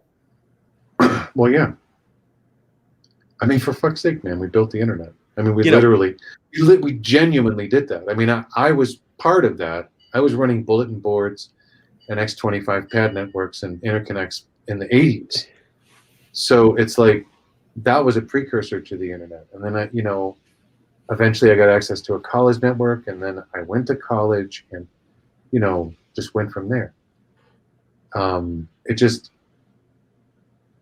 And then I worked in the field for the past 25 years. So it's like, we're the ones who did it, man. You know, and that's the thing. It's we're, like I said, I think we're only forgotten because we didn't raise a big fuss. Yeah, we didn't make a big stink. We weren't we weren't running around being special snowflakes or self-entitled, self-centered assholes. God. Yep. You made me think of a funny meme with the self-entitled thing. So now that we have shaken our fist at the boomers Huh. and some millennials, do you guys have any other traits maybe that you want to add to the list that weren't originally on it? Additional traits. Mm-hmm. That guys have that earn your respect for having consistency in thought and action. Yes, that's a very important thing right there. And I think I alluded to that in my little mini rant about being consistent. You don't have, I don't expect, you don't have to do it necessarily fast or even perfect the first time around, but be consistent. Because one of the axioms that I've always championed is, it's not about, it's progress, it's progress, not perfection. Right. Yeah, and consistency doesn't mean doing the same thing all the time. It just means that people can trust that you're not suddenly going to come out of left field and join a cult. Like essentially, you're this person.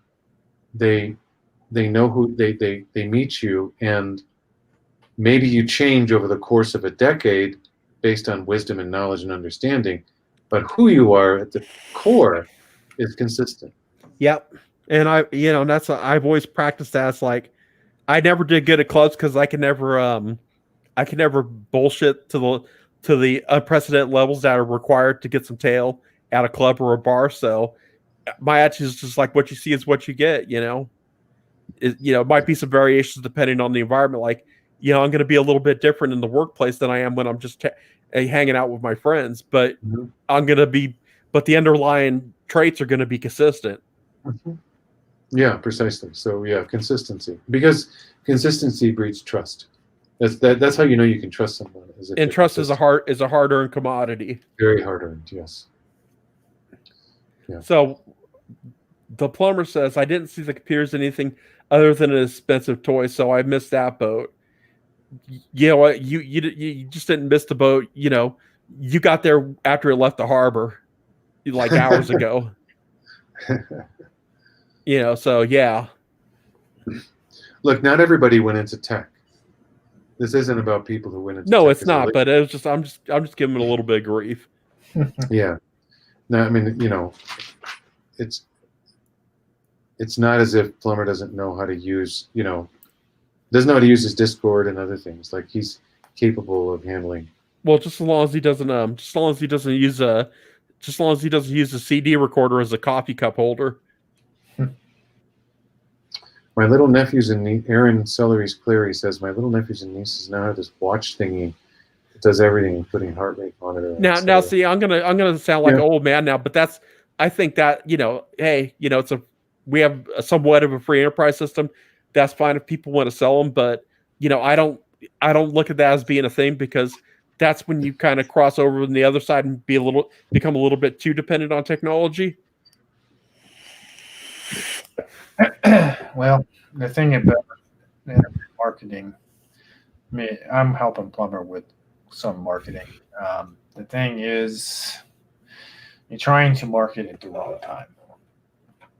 But no, getting back to the whole Fitbit thing, for example, I'm going to get into this analogy. Millennial repellent, otherwise known as a manual transmission. Uh-huh. You should be able to know how to drive a manual transmission. That's it. That's a good point. A man knows how to drive a manual. Yeah. I'm using that as an example. Because the problem is you get too dependent on technology. When you don't have that technology available to you, you're shut out of luck. That's how I got my truck for the price I got it at. Yeah, I remember that. I bought a year 2000 Ford F-350 for and with only 30,000 miles on it for like around 18, which is nothing for a vehicle like that and it had a 7.3, it has a 7.3 liter old school Power Stroke in it. Yeah, it's a monster. It's a monster, and that's a 1,000,000-mile engine, and it's a great truck. I got it for less than 18, and the reason was it has a manual, and it was because the other ones were 7, 8, 9, 10,000 more. Same trucks, and I was like, it was funny because you're going to buy the one with the Millennial repellent already installed. The guy said to me. Yep, and I just use that as an example because technology is a great thing. I love technology, but at the same time, you don't want to lose some of those old school skills. I'm kind of like that, but maybe not with cars, more so with, like, say, rifles. I think you should know how to use iron sights, and a lot of people get spoiled with the fancy red dots and they get dependent on it. Shit. Yeah, you should be really good with irons before you move on. Like the fancy sights, which I have a couple myself, they're a luxury, and that's what they are. I'm perfectly good with irons. Well, just just look at this. Imagine if all the cell phone service in America went down for like an hour. How many people would be standing around going through withdrawal symptoms because they couldn't get on Snapchat, Instagram, or a fascist book, Mm-hmm. or play or text someone. Because back in my day, you didn't chat with people on Facebook. If you wanted to meet up and do a hangout, you actually pick a spot and go hang out. Yep. Well, it's horribly illegal, but it's not difficult to jam cell phone signals. So. Oh yeah. I mean, it's just like it's horribly illegal to just like it's illegal to do a DDoS attack, but it's horribly easy to do. Yeah. It's bullshit. Well, some freaking hero set up cell phone jammers at Burning Man. He would turn, and they would turn on at random times, and only be on for like 20 minutes or something. Yeah, it was amazing because nobody could locate where they were. Whoever this person was blanketed the whole event with them. I don't know. How about you get out a fucking map? No, the FCC could never find them. Nobody could find them because they blanketed the whole event with them, and they only lasted for 20 minutes. So it takes a while to triangulate things like that. So whoever did this was a SIGINT expert, and they just set up huge sections of the event to just suddenly not have cell phone service. But just imagine people of a certain segment of the population not having cell phone service. I know. I mean, the meltdowns would be comical. Well, especially considering how easy it would be to do in such a concentrated area, right? Like in cities, like it would just be retardedly simple to do. And well, I mean, to be fair, for a lot of these people, it's not entirely their fault, especially like I say, the younger millennials and the Generation Z guys. They grew up, they've had this shit since they, could talk. They kind of had a tablet PC in their hand. So they've always had it. So they didn't live without this shit, like computers. Yeah. I remember being a teenager, basically being able to drive, and we had a computer that had like 28K dial-up connection that would take forever to load up. So, having internet on my phone or on this computer here that's really fast, I see it as a luxury. That's not something, I will die without. But people who've always had this shit, it's not entirely their fault. It's just the way the world was when they grew up. Back in my day, if you had a 56K modem, you were a stud. Yeah. And if you knew how to do AT commands manually, you were a real stud. Yeah, well, like I said, I took a network engineering course, and I wouldn't ever do it again unless I wanted to torture myself. But learning how to manually subnet an IP address.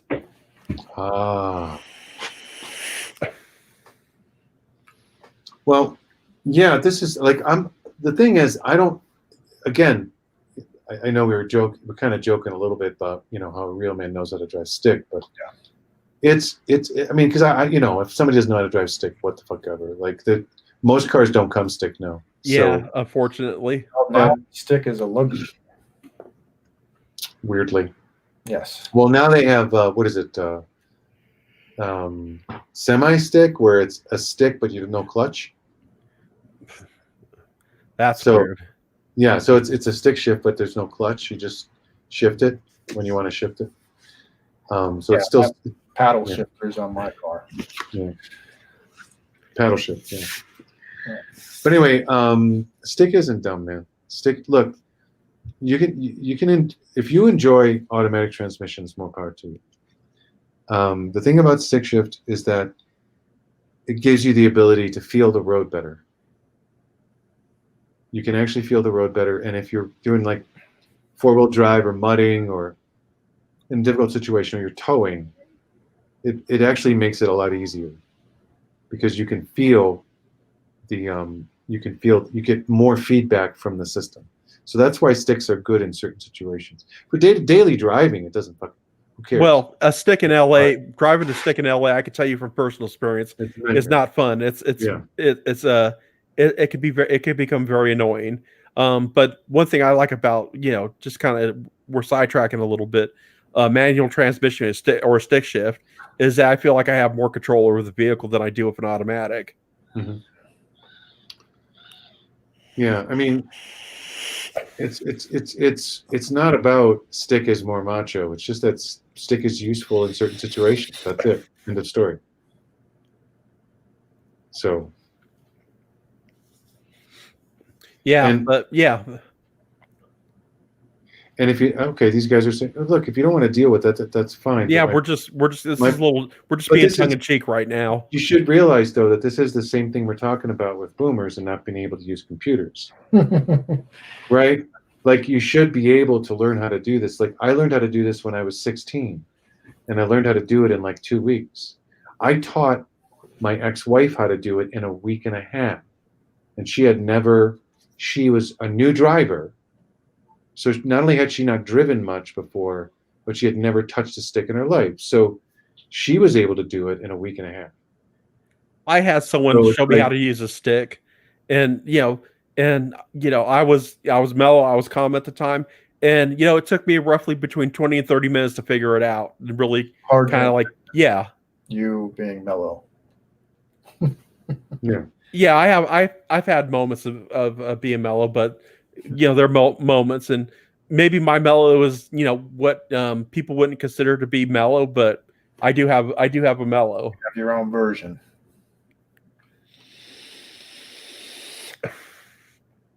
But just because you never know when you're going to be in a situation where those skills are going to come in.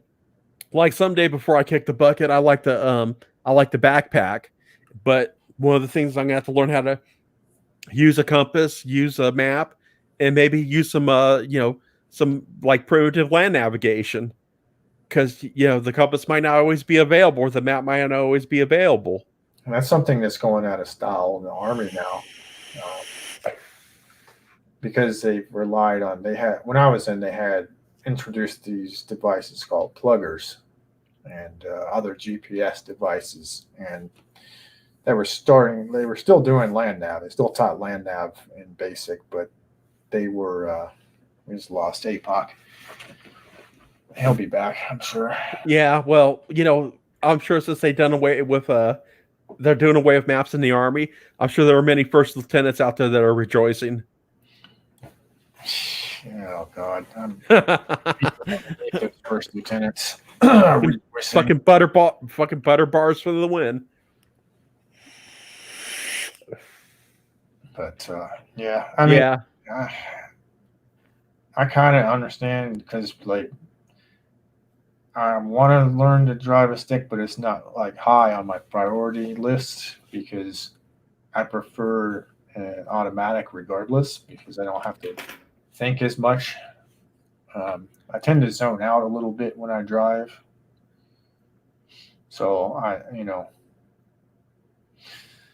prefer. Well, You know what? Honestly, you know what? Driving a stick shift really isn't a. Once you get used to it, there isn't a lot of thing. It becomes more of a reflex. It That's becomes internalized.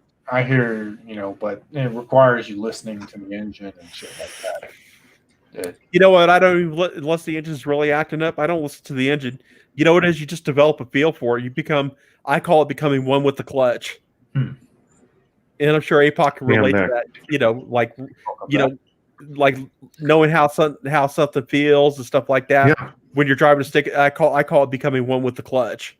Yeah, it actually, after you drive with clutch for a while, after you get into it, it actually just becomes part of your body. And you become one with the car. You become one with the clutch. There's a certain zen to it. Yeah, and it's just practice, man. It's just practice. Look, if you don't want to deal with it, that's fine. But I'm just saying it's. Yeah, that's just me, man. Like, I mean, I'm willing to learn. I'm always wanting to learn new skills. But what I was telling Grizz is it's not high on my priority list at this time. Yeah, no. Look, you have to want to. Like I taught my ex-wife and an ex-girlfriend how to drive stick, and they were both psyched because they wanted to learn. Because they thought because it opened up, like now they could drive trucks and pick up trucks that had sticks and all kinds of other things that they encountered. So I wonder if Lycan Theory wants to come onto the stream because he's welcome.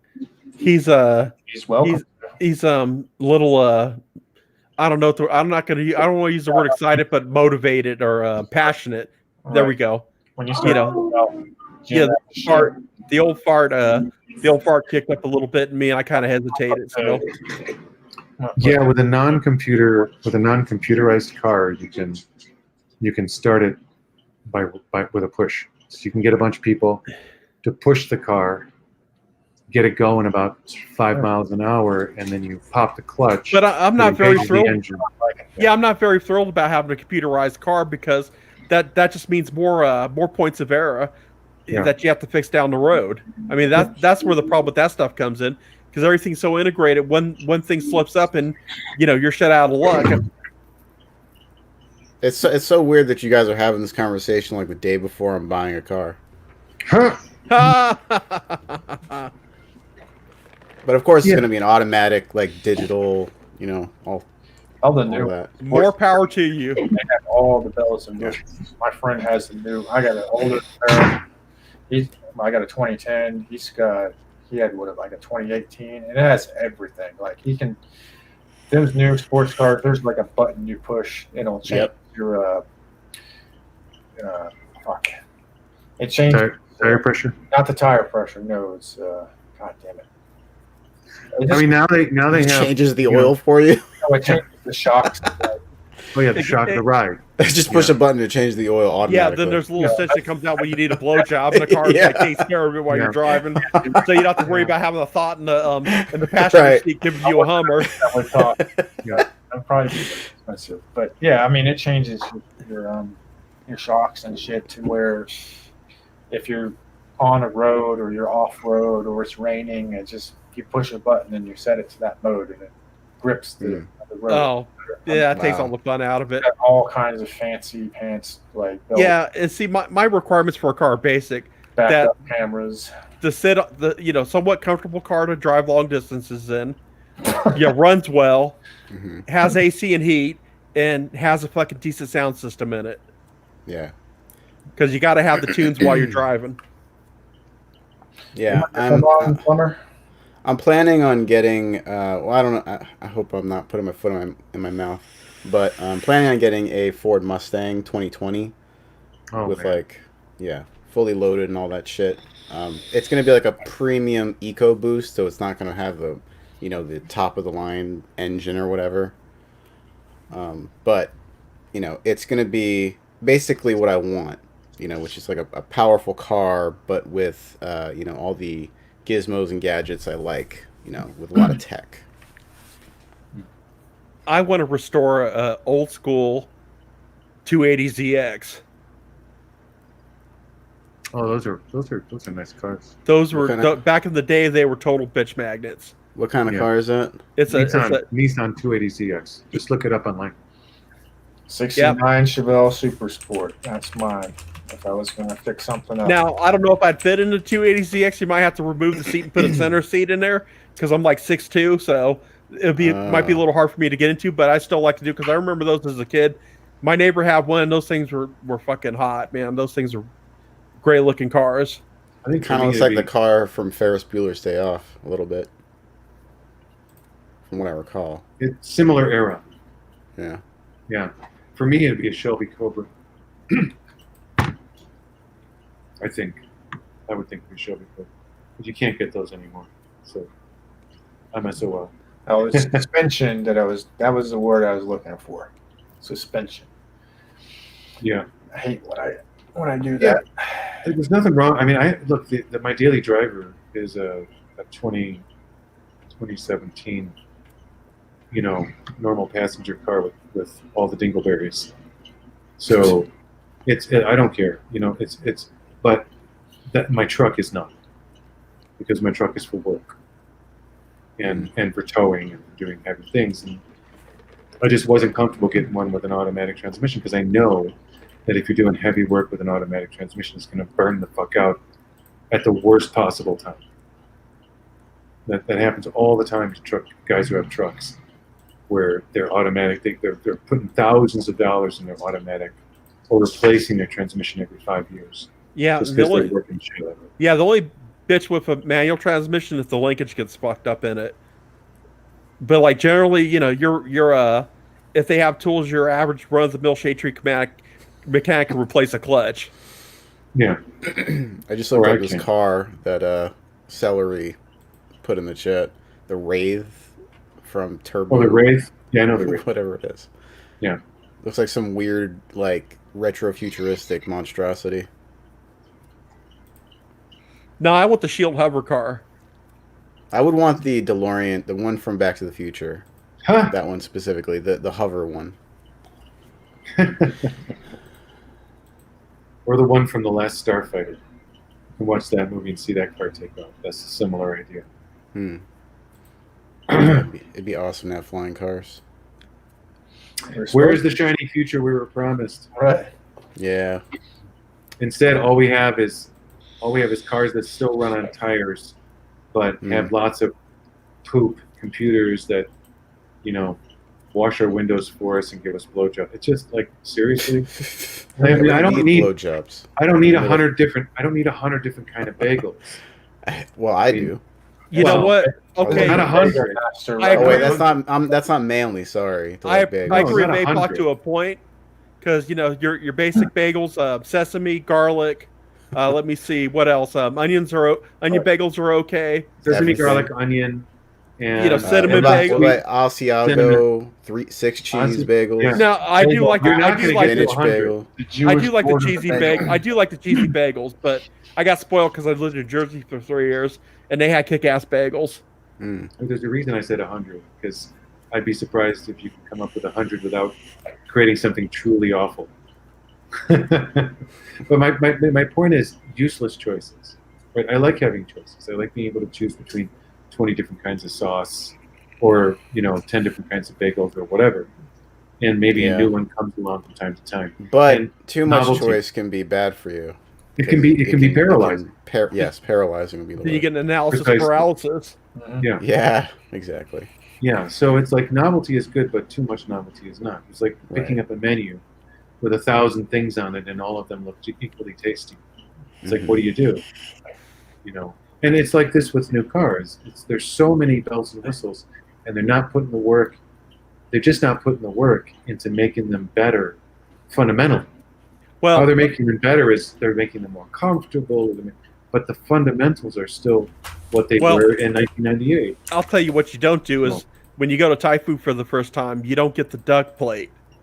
You get something easy like pad thai or a patsy or something like that. Okay, I don't know what you're talking about, dude. I love the spicy duck.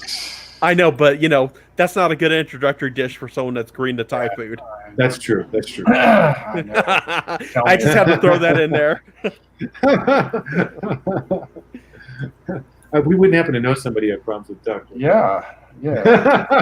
Somebody listens to somebody's recommendation on Thai food, and Yeah, I may have recommended duck to Yeah, without Zach. realizing it was an advanced You know, food. next time listen to the bear.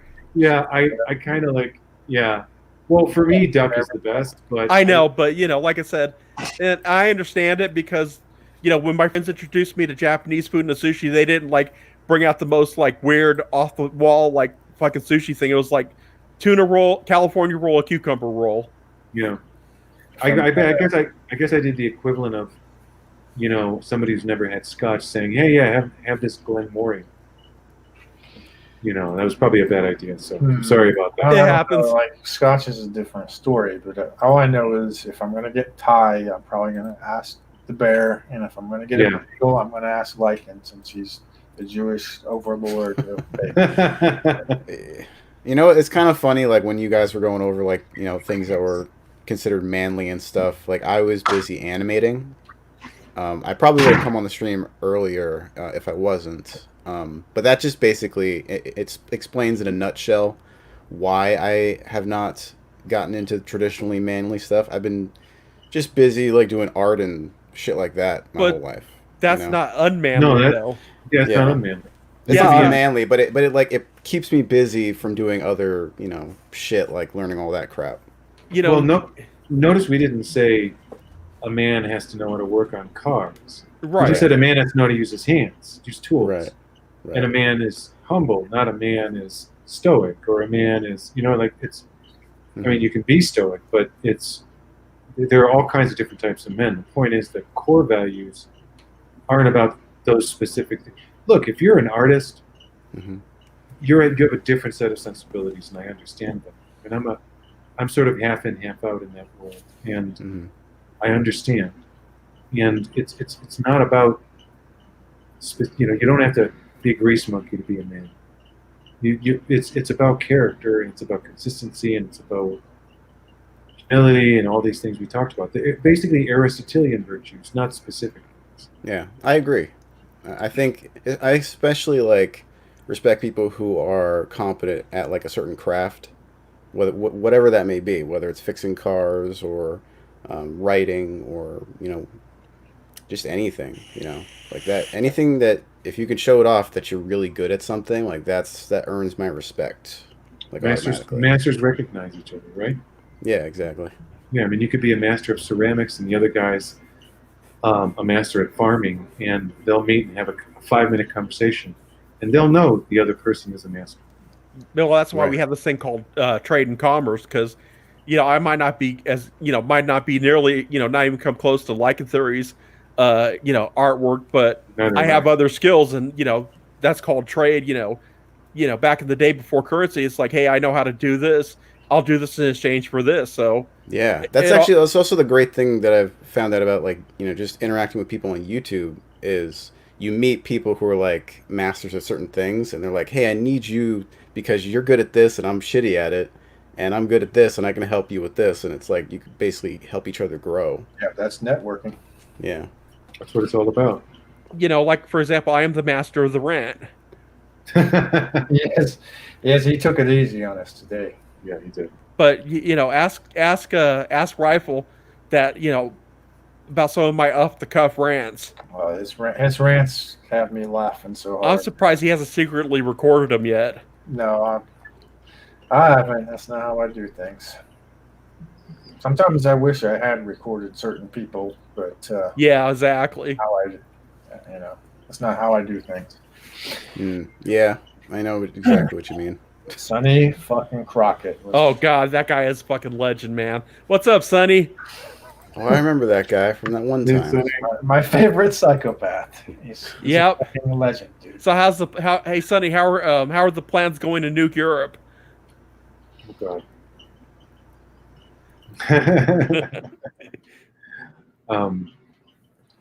Yeah, but anyway, like in theory, yeah. We need the thing that I've noticed. I've been going to Burning Man I've been 11 times, and I'm a builder, so I've built dozens of geodesic domes. I built Mongolian yurts from scratch. did logistics for large camps, the whole 9 yards. So I'm the Are guy. you an architect? I'm no. Well, by trade, I'm a systems engineer for in tech, but I have a lot of building experience because my dad was a mechanic and he did a lot of building on his own. My uncle was a farmer, so like I basically got, the full Monty when I was a child. Yeah. And I like building things. I just built a chicken house. Yeah, my dad was an aviation machinist mate in the Navy for 25 years, so I inherited the touch from him when it comes to mechanical technical things. Sorry, go on with your what you were saying. Well, what I was going to say was, I understand. Like, I've expressed my creativity through building weird and unusual and interesting things, and creating spaces for artists to do their thing. I'm good at lighting for some reason, and I'm good at hosting. I have an eye for it, and I hosting and things. But I'm not good at working with the mediums that you're good at. My point is, the thing about art is that there are very few. Like I said, I've been there, been to the burn 11 times, and I have met maybe 10 artists with a capital A. And what I mean by that is there's a difference between art and craft. There's a lot of people who do craft, and it's not art. Right. So if you're actually an artist, which looks like that's the direction you're going. It's how he makes his money. Yeah. So that's the real deal, and that we need more of that. We need more art, real art, not this fucking pretty panda bullshit that people do. Panda bullshit. The postmodern bullshit. Are you talking about the difference between like art and design, or something else? Right. I'm talking about art. When I say art, I mean you experience, or like it could be performance art, or it could be visual art, or it could be kinetic art, whatever it is. But whatever you experience, it actually affects you in some way, in a real way. Now, it's not just the reaction isn't, oh, that's pretty, oh, that's beautiful. The reaction is it stirs something that makes you think, or there's something about it that's beyond the ordinary. Yeah, you know what? Like, I can appreciate the way that you're looking at it. The way that I look at art, just having been exposed to it my entire life, like my dad was a painter. He still paints. He's a poet. He's very artsy fartsy like that, right? So I grew up with that, and so I drew from a very early age. Drew, painted, all that stuff. And over the years, I kind of learned like this sensibility about art is like, that really kind of poetic art that you can really look, really in depth into and like find all the meaning and like oh, this color means this and all that and like like just all this stuff. It's just that to me, it's like I can like psychoanalyze any kind of art piece like in that category, whether it's expressionistic or impressionistic or whatever, right? Cubist, abstract art. I can go through all of that and see the meaning in it, but I don't deal in that stuff. I deal in design. I don't like make art for art's sake. Yeah, I wasn't saying that. No, I know, no. I'm just saying like my point of view, like my sensibility when it comes to art is I just I do art for a specific purpose. So I don't know like what kind of art they have at Burning Man. I assume it's like some kind of hippie dippy kind of bullshit. No, it's not. There's all different types. It's because the people who participate bring it. So it's not the only piece of art that the organization does is the man himself, and the installation around the man. But everything else is brought by the people who attend. So you never know what you're going to run into around the corner. Right. And what I mean, yeah. And so design has affected me. I can give you an example. Let me just look something up. Okay. There's something you said before about being a builder that reminded me of a Coach Red Pill video that was really good. It was like the 3 types of businessmen, I think it was called. The one type is the investor, The other type is the builder, and the other one is the I always forget the third one. It's like the I don't know, maybe the boss or something. I don't know. You can look it up, and it's just so interesting because some people they just fit naturally into like a certain role, you know. Mhm. I think one was like the entrepreneur, like somebody who actually like starts a business, right? Right. Then you have this person who funds the business, and then you have the people who actually uh, make the things for that business, like the producers of whatever, The right? So like builders. me, I'm an artist, so I make shit. I'm a builder, like you, I guess. But then there are Yeah. people who also fund those businesses, and then there are people who actually run the businesses. I put a link in the private chat on the stream. Yeah. Take a look at it. All right.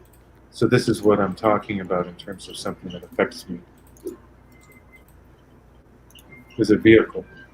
Yeah, that's cool. And that's a Burning Man vehicle. And there's more like it. That's actually a smaller one. Mm-hmm. Um, but there's a number of them that. Yeah. So if you look at that, that would be design, art, and design. So Obviously. is this functional? Does this run? Yeah. Oh yeah. Okay. Sure does. Goes Then like you a would be bat out right. of goes like a bat out of hell if they wanted to. If it just sat there, I'd be like, no, that's a piece of art. No. It's a real car. It's a real car. Okay. And if you go down the images and see the detailed analysis, you'll see that it's exquisitely designed and just Mhm. the stainless steel welding is unbelievable. Yeah, It's it looks just really really cool. it is. So that's what I mean by art. Yeah. Well, that is mixing. That is design that is like next level. Yeah. Like they basically perfected their craft at whatever they design, and that to the point they were able to get artistic with it. Mhm. That's like the god tier of design work, right? If you first Precisely. you have to achieve competence at designing whatever it is. Mhm. Then you actually have to achieve like your own style and like be, like go over all the expectations and be like this amazing thing. So that's what that whoever makes these cars basically did. Yeah, absolutely. Well, I talked to them, and it's a whole team Hmm. of artists of artists, and there's actually unsurprisingly there's a master welder involved. Right, exactly. The They're guy the they're guy the the guy Yeah, who go did the on. welding on this is the guy who's certified so high in welding. He's one of the people that gets called on to do nuclear power plants. Hmm. So he's one of those guys. Okay, so Plummer speaks as the visionary, producer, and maintainer or marketeer, three necessary traits towards successful endeavor. Yeah, it was basically something like that. And you can, usually the first like 3 to 5 people involved in an endeavor are best at one of these, but have qualities of all of them. Right. So otherwise they couldn't communicate. Hmm. So like I have some creative ability, and you have some construction and implementation ability. It's like when we talk about something, if we were to talk about something practical, like those who talked, well, let's talk about geodesic domes in an installation. And we'd be able to actually have a real conversation about it because there's some crossover. Right. So, Yeah, you need to be able to like speak the same kind of language a lot of times. yeah. Yeah. And that's Yeah, what I meant by masters know each other. yeah, Yeah. I just, you know what? My big thing is I just build and fix things. Well, you're a good talker too, Grizz. Yeah, I do have the gift of gab, but believe it or not, I didn't always have the gift of gab. It took me a while to kind of like, unearth that. The gift of rant. Yes, the gift of rant, the gift of gab, because, well, I learned it by doing desktop support, aka customer service. Plenty of ID10T errors, huh? Yep, yep. Had to deal with my fair share of DFUs. Yeah. So yeah, it's when we were talking. So yeah, just to go back, when we were talking about, we were joking about a man knows how to drive a stick. I don't really mean that. We Yeah. meant what we meant by that was a man isn't afraid to, if he's interested, he's going to do it. Or if it's something he needs to do, he'll figure it out. Well, that and just it got back to like learn. Sometimes it's always good to learn to have some primitive skills. Yeah. I think overall, like being able to do for yourself when you need to. Yeah, self-reliance. Yeah. Self-reliance is very important. That's another trait I'd throw in, just as a, it's kind of nebulous, but I'd say self-reliance is really important. That you can do a little bit of everything. Well, or just had that spirit of like, hey, I'm going to try this myself to see if I can do it. Now there are some things you just know that they're like out of your purview, but other stuff, it's like I said, don't be a helpless baby. Right. Right. You also have to have like some kind of, I guess, a capacity to risk shit and actually, You have to be take willing risks. to fail. Yes. Yeah. I mean, like in my case, I'm comfortable, building a house or a shed, or I'm comfortable building a house or a shed or a structure from the foundation up, but I'm not comfortable doing extensive auto mechanics work. I know how to service a car. I've replaced a clutch, I've replaced brakes, all that, but Hmm. I've never done in-depth work on an engine, and so I wouldn't be comfortable doing that. And I certainly wouldn't be comfortable doing it now with all the computer stuff. Yeah, Because I know computers, but I don't. the computer how- stuff wouldn't bother me.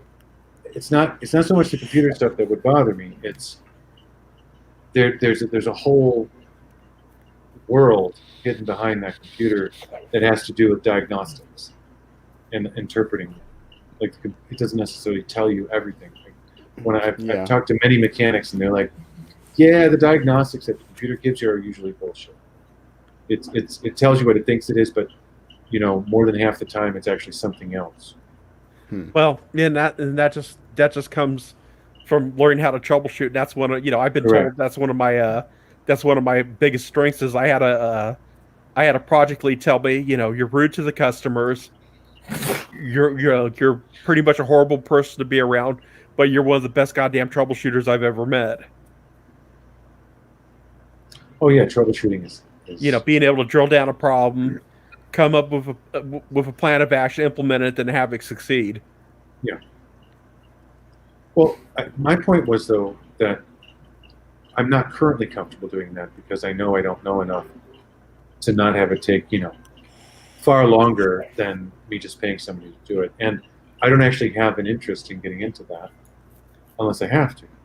So I'm happy looking at codes and diagnosing and looking like the simple stuff. When it gets into more complicated stuff, like, oh, is this an intercooler or a turbo problem? I'd love to learn how to tear a car down and put it back together again.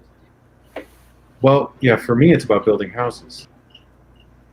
So it's all about interest. That's why which is why I mentioned this, because, like I said, you don't have to be interested in learning how to drive a stick. It's like I'm not interested in learning how to tear down an engine.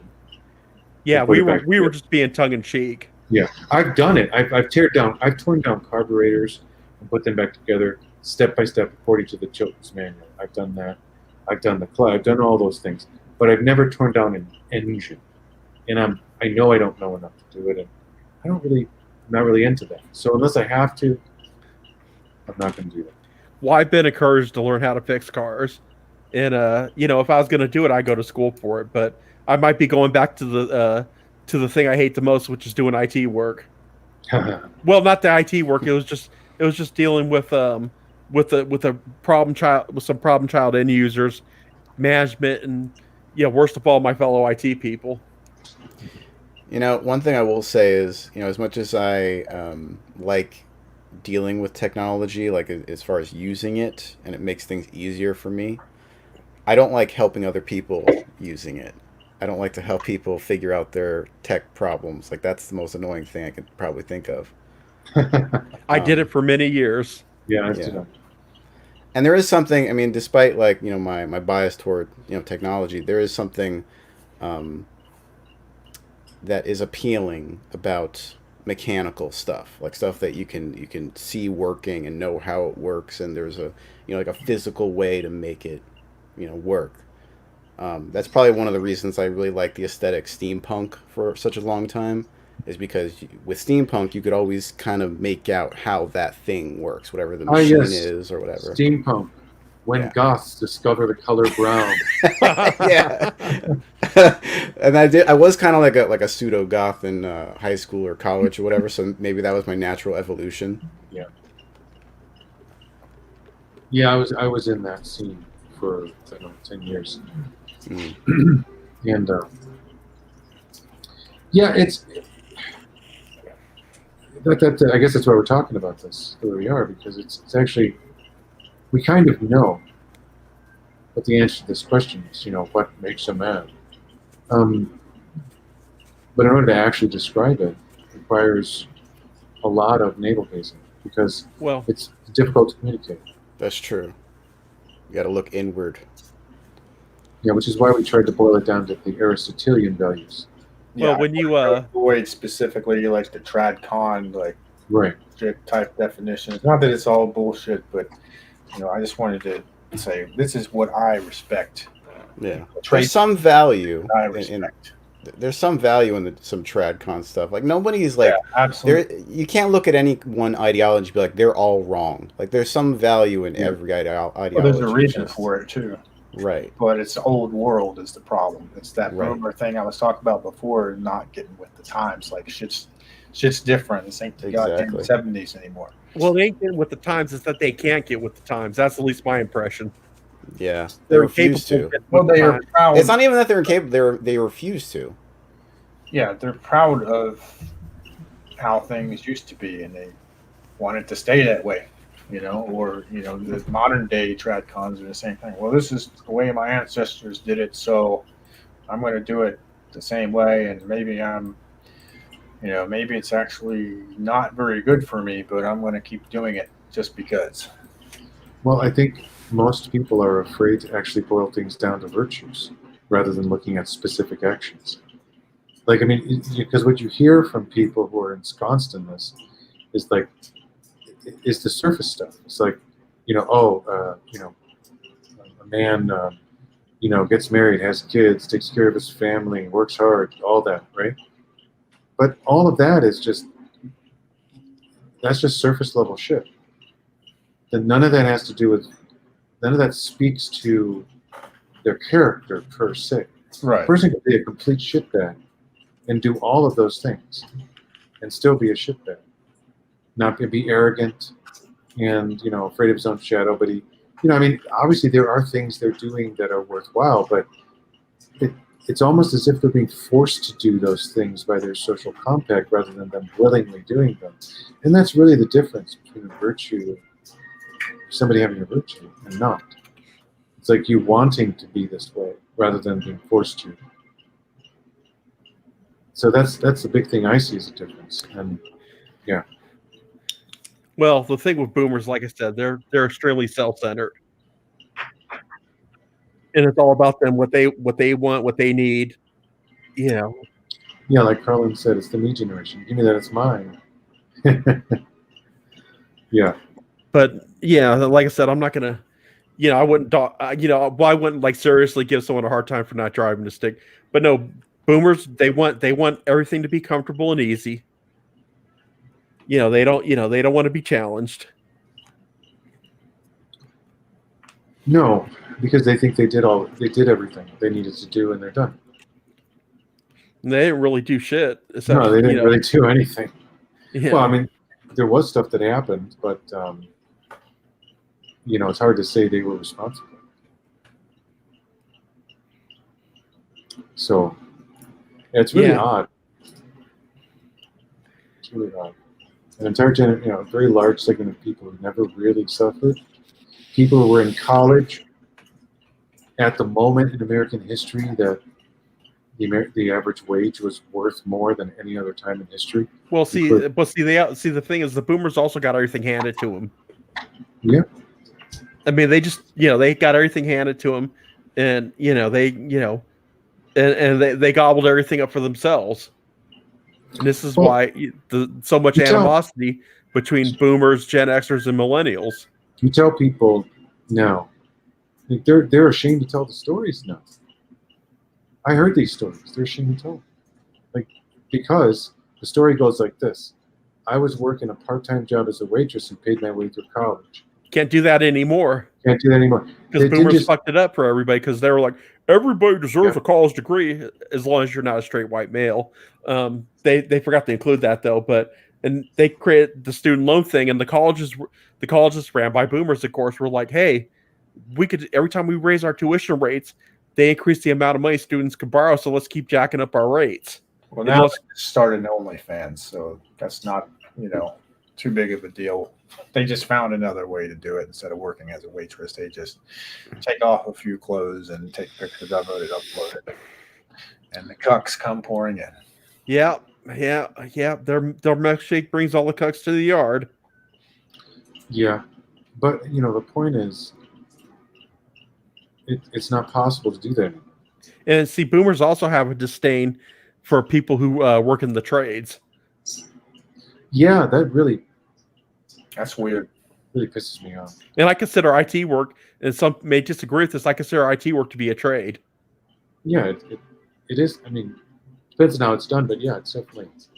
It's a trade skill. Yeah, it's definitely trade. Like, I mean, I always, even though I have a couple of degrees in things, I've always approached my work as a trade and used my education as a backstop, not the other way around. Because all work is trade. If you think about it, any work you do is a trade, or it should be. Like in theory, as an artist, he's practicing a trade. Right. A I writer, mean, a trade as opposed to like everything is being a working in business or something like that. You know what I mean? But I think that it's a misnomer. I think it was a weird division that was set up because one of the things that happened in the 60s was the CIA basically, what happened was they said, oh my God, if we don't have more people go to college, we won't have enough educated people to fill all these jobs that are going to be coming up in the technology sector in the next 30 years. Well, that was bullshit, because to do basic entry level IT work at best, a 2-year college, a 2-year AA degree would suffice. Well, the thing, That's at best. Well, the problem was that in the early 60s, when the Apollo program was still in its infancy, people in power thought that these were going to be the jobs, quote unquote, of the future. That it would be ubiquitous, that the technology, like high level tech jobs where you need a degree, would be ubiquitous. Boy, were they wrong about that. No, they were totally wrong about that, because, I went to a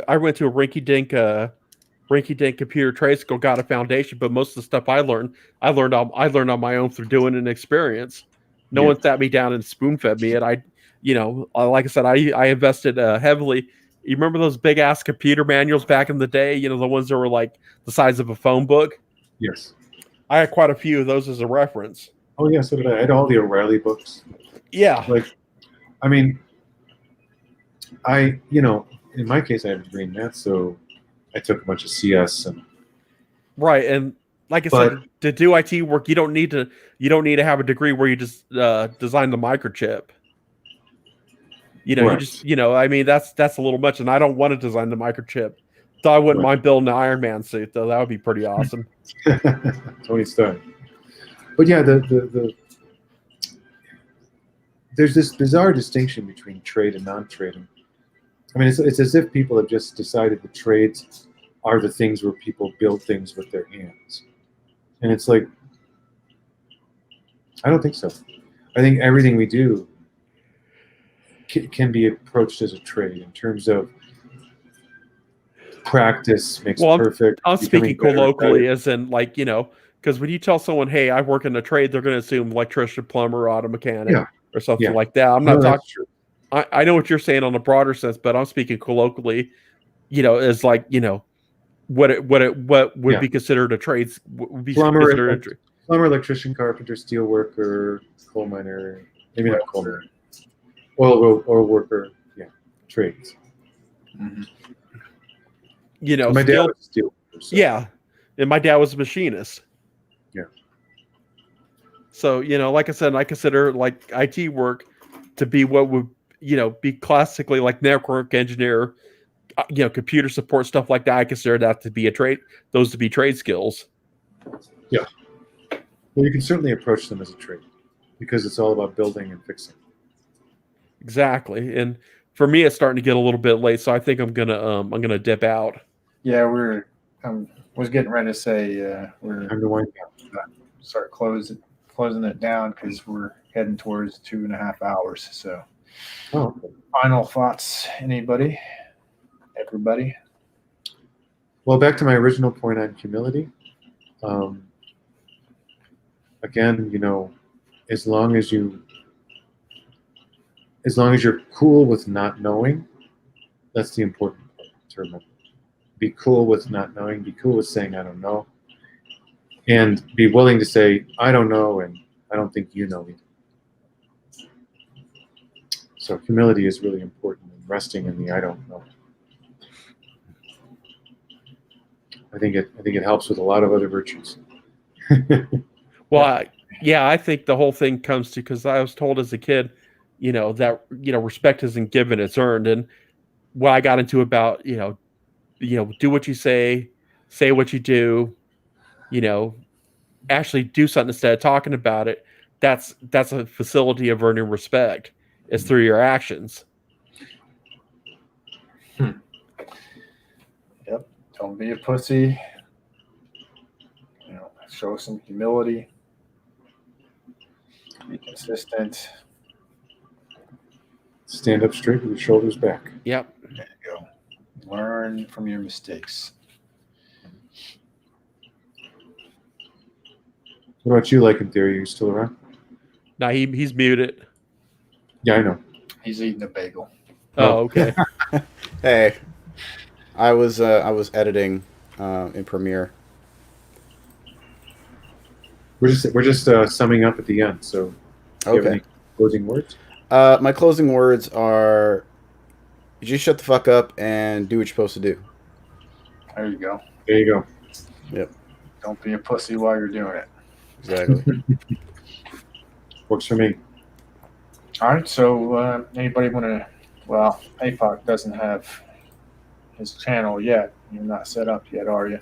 Grizzly, you doing any content? Nah, not in a while. I've been doing other stuff.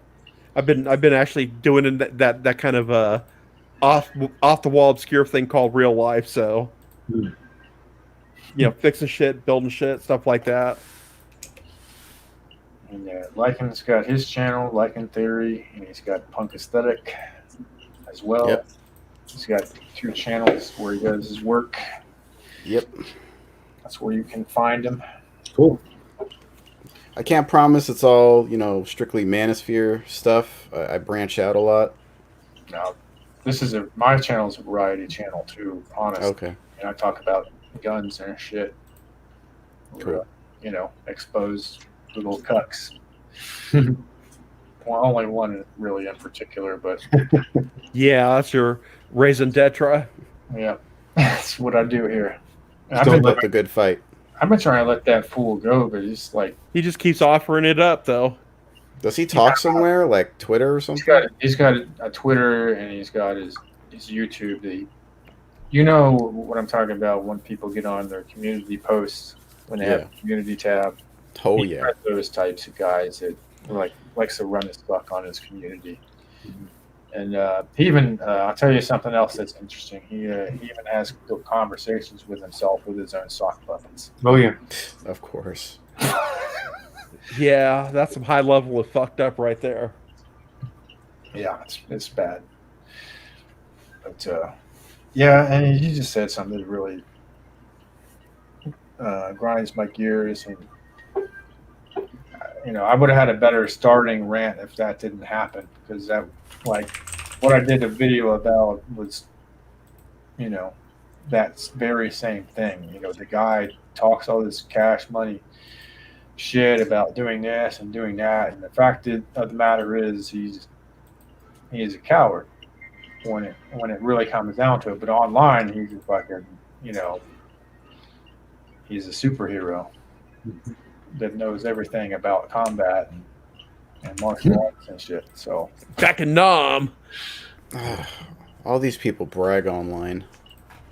and that's what it is, and that, it just, I can't stand that. Like, as I mentioned in my video, I just been around guys like that, or like National Guard guys who used to have to work with weekend warriors who would have all these stories about shit that they did, and it's like, man, come on, dude, you know it, and I know it. They did tower guard in Iraq and Afghanistan. But one of them had a story basically saying that he was running around with the American sniper Chris Kyle and shit. Jesus. Oh boy. Yeah. Yeah. See, this is why I said in the chat earlier, I just let my work speak for itself. Yeah. I mean, maybe instead of making up stories, you should do something you're proud of and then talk about that. Right. But don't be braggadocious about it. Yeah. No point in bragging, because either you brag and you talk yourself up more than what you're presenting, or you just sound like a fucking douche. I mean, Yeah. I don't see what it accomplishes. Well, meanwhile, if someone observes the greatness of the stuff that you're putting out or whatever, they're like, "Wow, that's really good stuff." Well, it does serve a purpose, though. They're trying to build their own ego, even though, like I said, when he goes and looks in the mirror, he sees what's looking back at him. Mm-hmm. He sees the reality, although he wants to build, and he's not the only one. I mean, there's plenty of guys out there just like him. They all think they're unique, special snowflakes, but they all kind of do the same shit. But the point being, at the end of the day, he has to look at himself in the mirror and know the truth, no matter how much he blusters online. I'm pretty sure that's the case. I mean, that's why he does it. Well, denial's not just a river in Egypt. I mean, because look, real confidence is silent. It's not loud and out there. The people who have to get loud and get out there and brag and do all that shit, that's from massive insecurity. They need to feel good about themselves, so they do that. Yeah. I don't see a problem with being proud of your accomplishments and stuff like that, but there's limits to that shit. Of course, yeah. Talking about your accomplishments is one thing, but talking about them in quote unquote that way is the problem. And I think everyone probably understands what I mean. Yeah. I probably actually have the opposite problem. I am not good at discussing my accomplishments. I always under talk myself. Yeah, I mean, me too. I've been in situations where I'll know somebody for a year or two, and then there'll be a conversation, and I'll be like, "Oh yeah, I know." And then I'll detail out something that I did related to whatever it is they brought up, and they look at me and they're like, "Wait, you did that?" Yeah. Yeah. What? I know what I you mean. didn't even think about it. It's because when I show people photos of the yurts I built or the geodomes or whatever. I don't think, because to me it was a project, right? Right. Then other people look at it and they're like, "Where'd you buy that?" I didn't buy it. I built it. Yeah, fucking. Yeah, but where'd you buy it? No, I made it from scratch. How did you make? What do you mean? Okay, so I milled the wood and I drilled it. They're like, "Oh my god! You really?" Because a lot of people will say, "I built a house," but they didn't build it. They just hired a contractor. Right. So when I say I built this, people don't get it because so many people don't mean the same thing. So, right. Yeah. So when you say I made this, I understand what you mean. Exactly. And that's another thing. What I meant about two masters meeting up in a hallway, they know. That's true. All right, dudes. With that said, we're gonna wrap it up here. I know Grizzly's got to go, and I do have to work in the morning. So, thank you all for being here. Thank you guys for being on the panel. It's been interesting. Yeah, no problem. Great stream. Yeah, thank you. Everyone have a good night. And you too. on the next one. Thanks for having me. Good night.